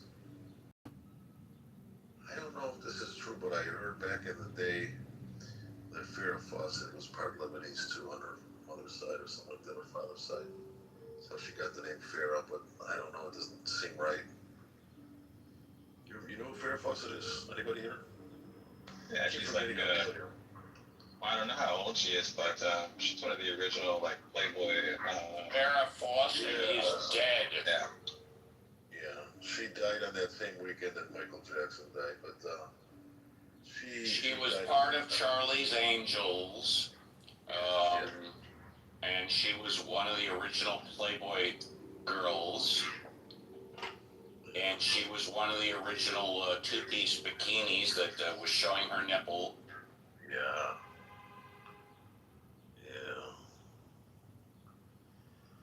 70s icons.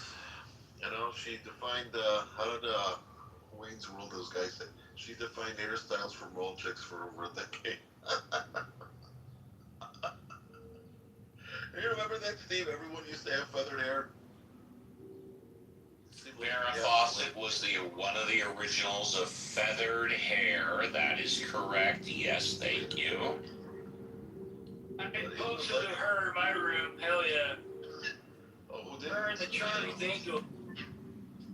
Well, the most famous scene where the poster is he's in a room. He's in John Travolta on Saturday Night Fever, where he's like, you can see he's got all these 70s icons in his room. Yes.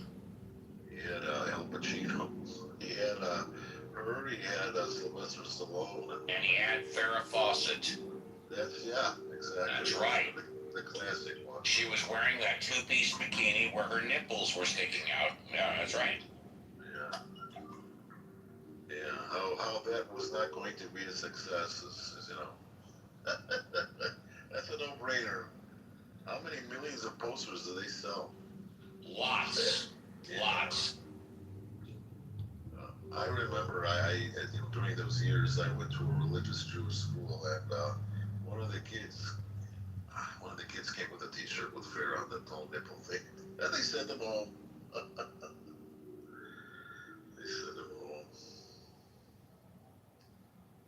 Yeah.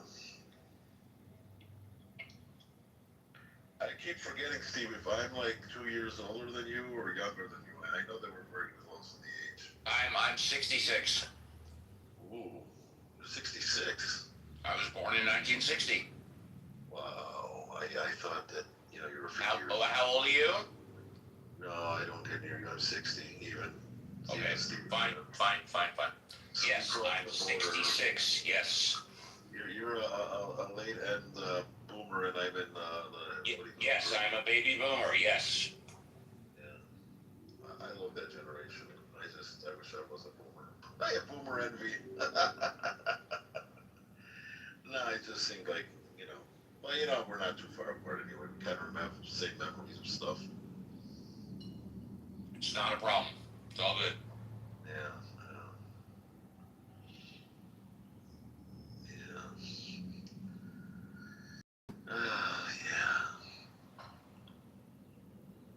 So, you guys getting any of that air from Canada? My brother is in Chicago, and he's telling me that they're getting this burnt air smell from Canada or something. You guys know anything about that?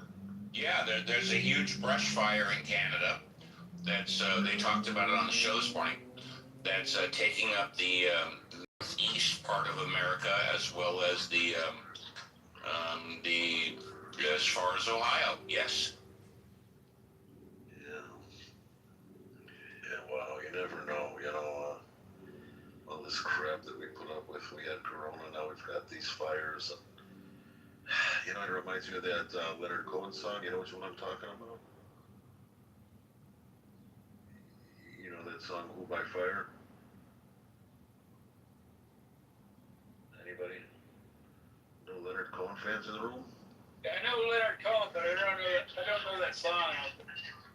Oh, it's a great song. He took it from one of the most important prayers in Judaism. Who by fire, who by water, who by this or that. I forgot how it's in English, but it's a great song. Look it up and play it. It's just cool. You won't be disappointed.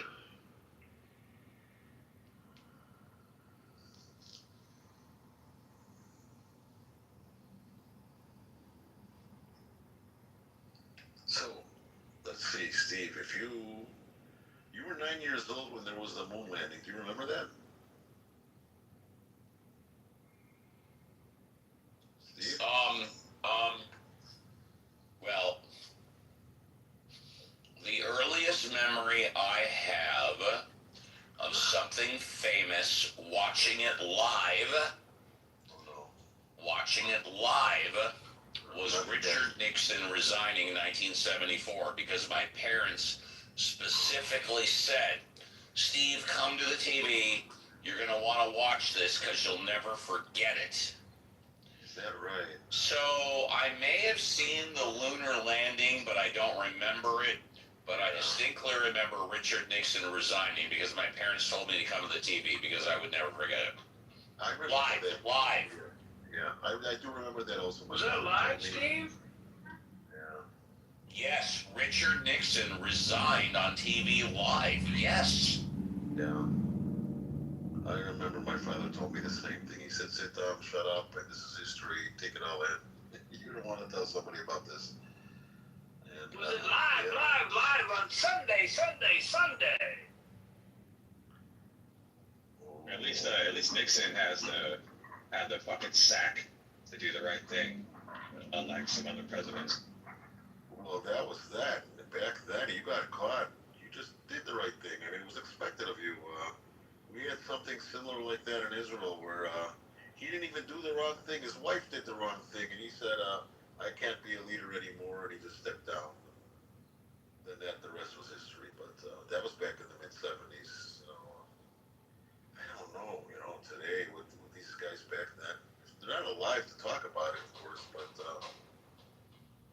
was different. His resignation should tell you that he had respect for the office. Okay, unlike Donald Trump, he has no fucking respect at all. Well, yeah. He was an idealist too. He really believed in the whole point about the Cold War, the capitalism, and everything. He was an idealist, and I think the last idealist president in America may have been Reagan. Maybe. Am I wrong about that? Or Obama. Huh? Probably the basic premise of Obama's entire campaign was open change. Okay, if that's not idealism, I don't. Yeah, he's an idealist too. I'm not gonna take that away from. I've been away from the States forever, but I just remember the whole evil empire and all that stuff. It seemed like he took himself seriously to the Contras. Somebody tell me what that Contras was about. I have vague memories of it. I expect maybe, I don't know if he wants to, but Steve can probably give me a I don't remember off the top of my head. Yeah. I mean, we were on the side of Sandinistas, right? We were the side that was selling the drugs or something. I don't remember any of that. Not sure. This is before my time. I'm an 80s guy. You were born in the 80s? You were born in the 80s, huh? Yeah, 1985. Oh, so what's your like first memory? Like what year? Like 89 or something like that? 90? My first memory is sitting on a bench with my friends at an after school center. It's my first memory. I remember. Well, I remember. I'm talking like TV memories. I think it was the lunar landing because I just remember a ruckus in the house and a lot of guests and everybody's eyes glued to the TV. And I think that was a lunar landing because that was in '69 when I ran all that. But I wasn't, very clear-minded to know what was going on.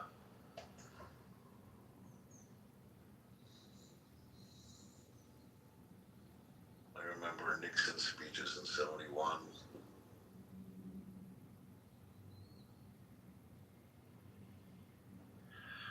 I think I remember the end of the Vietnam War. For me, there wasn't a lot of like big end things in the news until I turned 16 and September 11th happened. I still remember that very vividly in the news. And I later joined the military. Partly. Steve, I'll bother you with only one question, and I'll let you go. Can we talk for a minute about 70s television shows? Did you have a favorite? You can talk about anything you want. Okay, I'm glad you said that. So, from one almost boomer to a boomer, I'm sure you had your share of television watching when you were a kid, right? Yes, sir. And back then we did it with the family, like in the evening. We had prime time, right? We had 3 networks. Yes, sir. CBS, ABC, NBC. Was there any kind of shows or any night of watching television that spoke to you that you're like, oh, that's my favorite show, I like this better than the other one, or whatever? No, sir.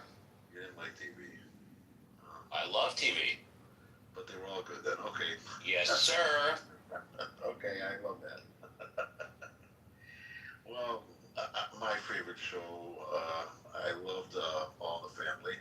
Yes, sir. Oh, I would laugh all week long at that. Yes, sir. Oh, yeah, everything there. He's acting, and the script writing, and what was it, the malapropisms? You know what I'm talking about? The way he screw up words.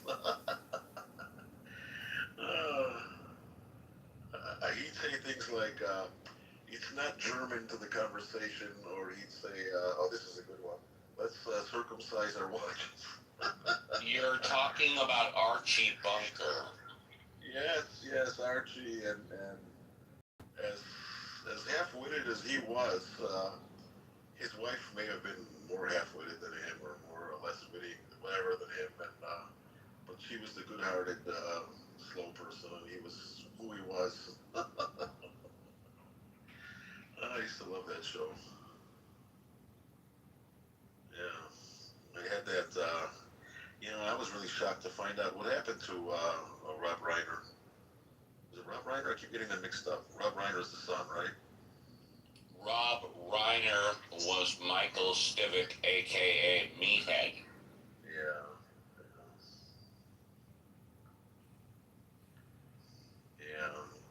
I wonder, because it was nuanced and it was the 70s, if they were just like one step away from him being Jewish. Because I think if he was Jewish on the show, it would have been just too much. It wouldn't have been.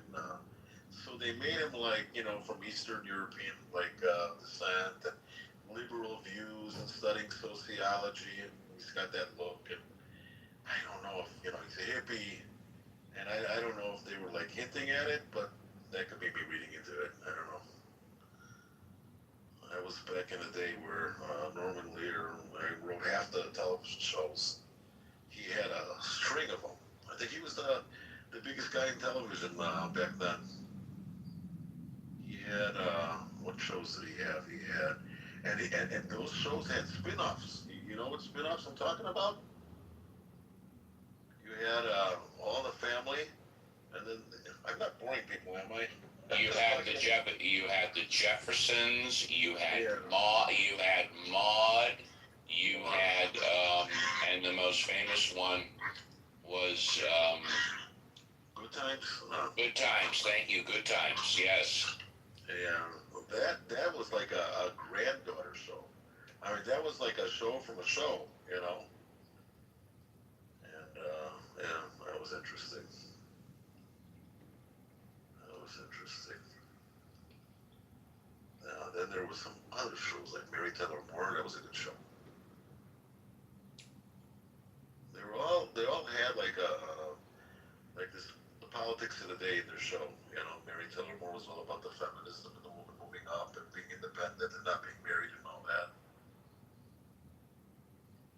Back then, everything was like a shocker, you know. Some of the shows I remember as a kid were Star Trek: The Next Generation, Saturday morning cartoons. Let's see what else. Yeah, what's another one? Got some other ones. Reading Rainbow. Was a little raw version. Yeah.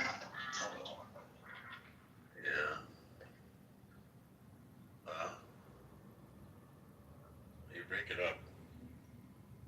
I don't hear you. Yeah, my bad. I got an orange bar over here, so.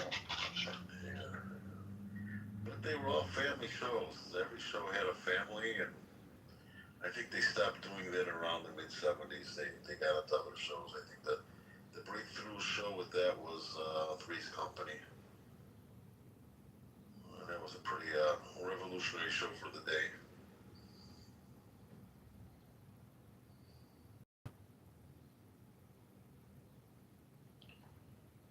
One second, some guy wants to get up here. Machiavelli, are you here? No. Just noticed I gotta plug my phone in. Yeah.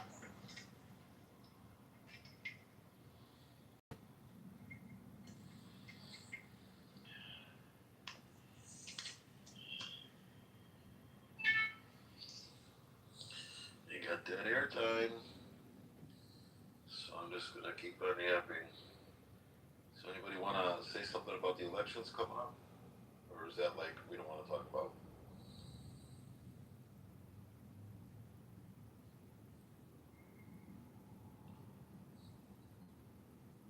Hey Alfonso, are you still driving? Are you doing that Uber work? No, I haven't been doing that for a couple of months. First, we had a fuel crisis.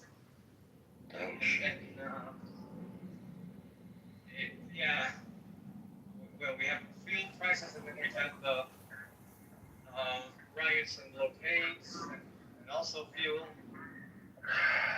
You live in Bolivia, right? Yeah. They have the most beautiful women in that area. Bolivia, Venezuela, Ecuador. What are they putting in their water?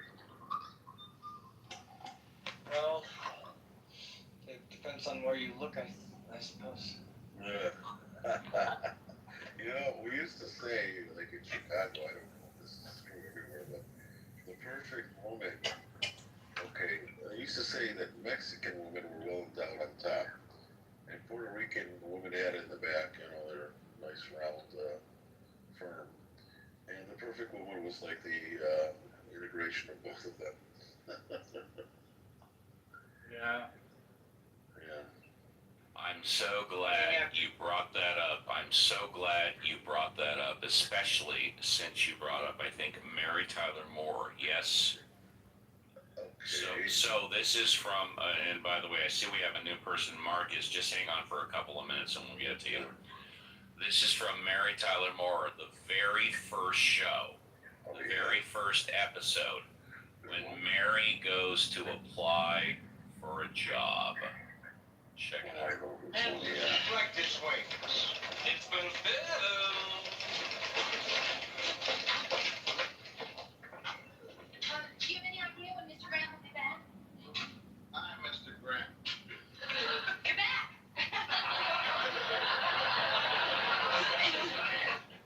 Look, miss, I'm just about to have a drink and I wouldn't mind some company. Want one? Oh, no, thank you. I said I wouldn't mind some company. Well, all right, I'll have a brandy Alexander.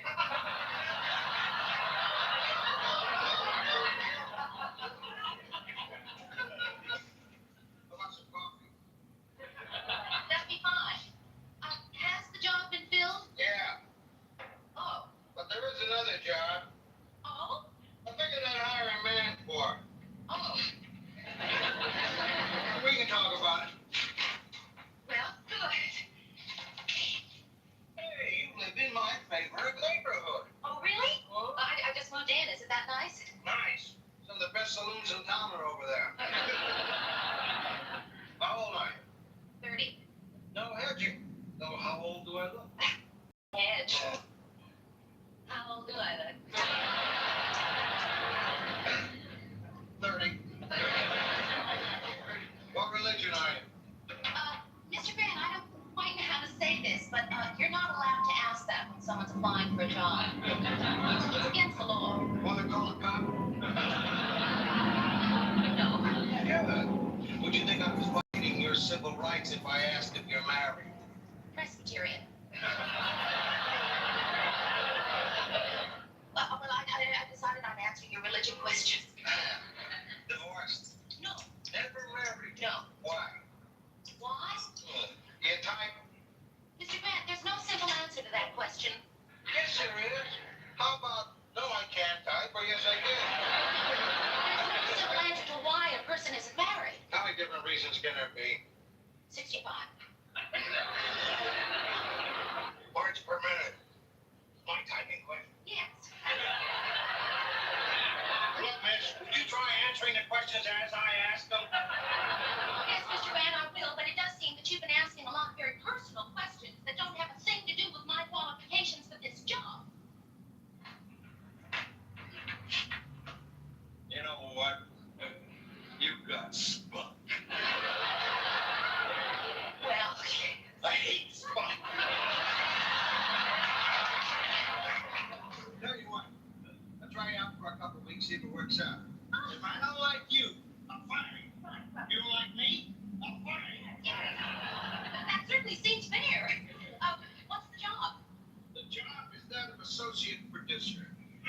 Associate? Something wrong? No, I like it. Associate producer?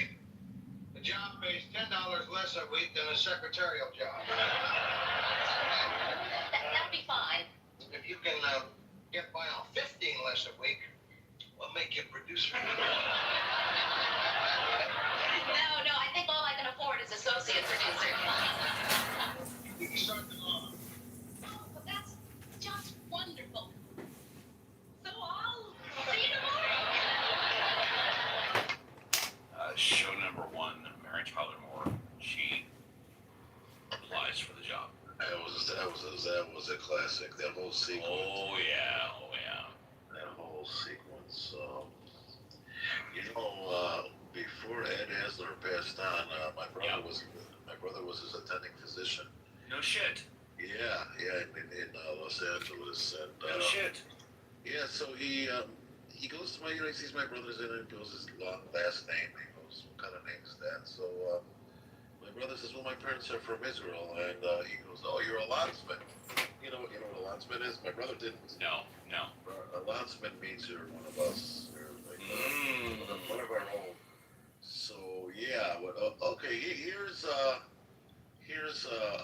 Ed Asner quick trivia question, and it's almost like the question itself lends itself to the answer because there's not a lot to choose from. Yeah. What miniseries, 2 of them, did he play in the 70s? Roots. There you go. Roots, okay. Because they said miniseries, or because you know which part he played? He played the captain of the slave ship. There you go. Very good. Very good. Okay, and then he played in another one of my favorites. It's dear to my heart.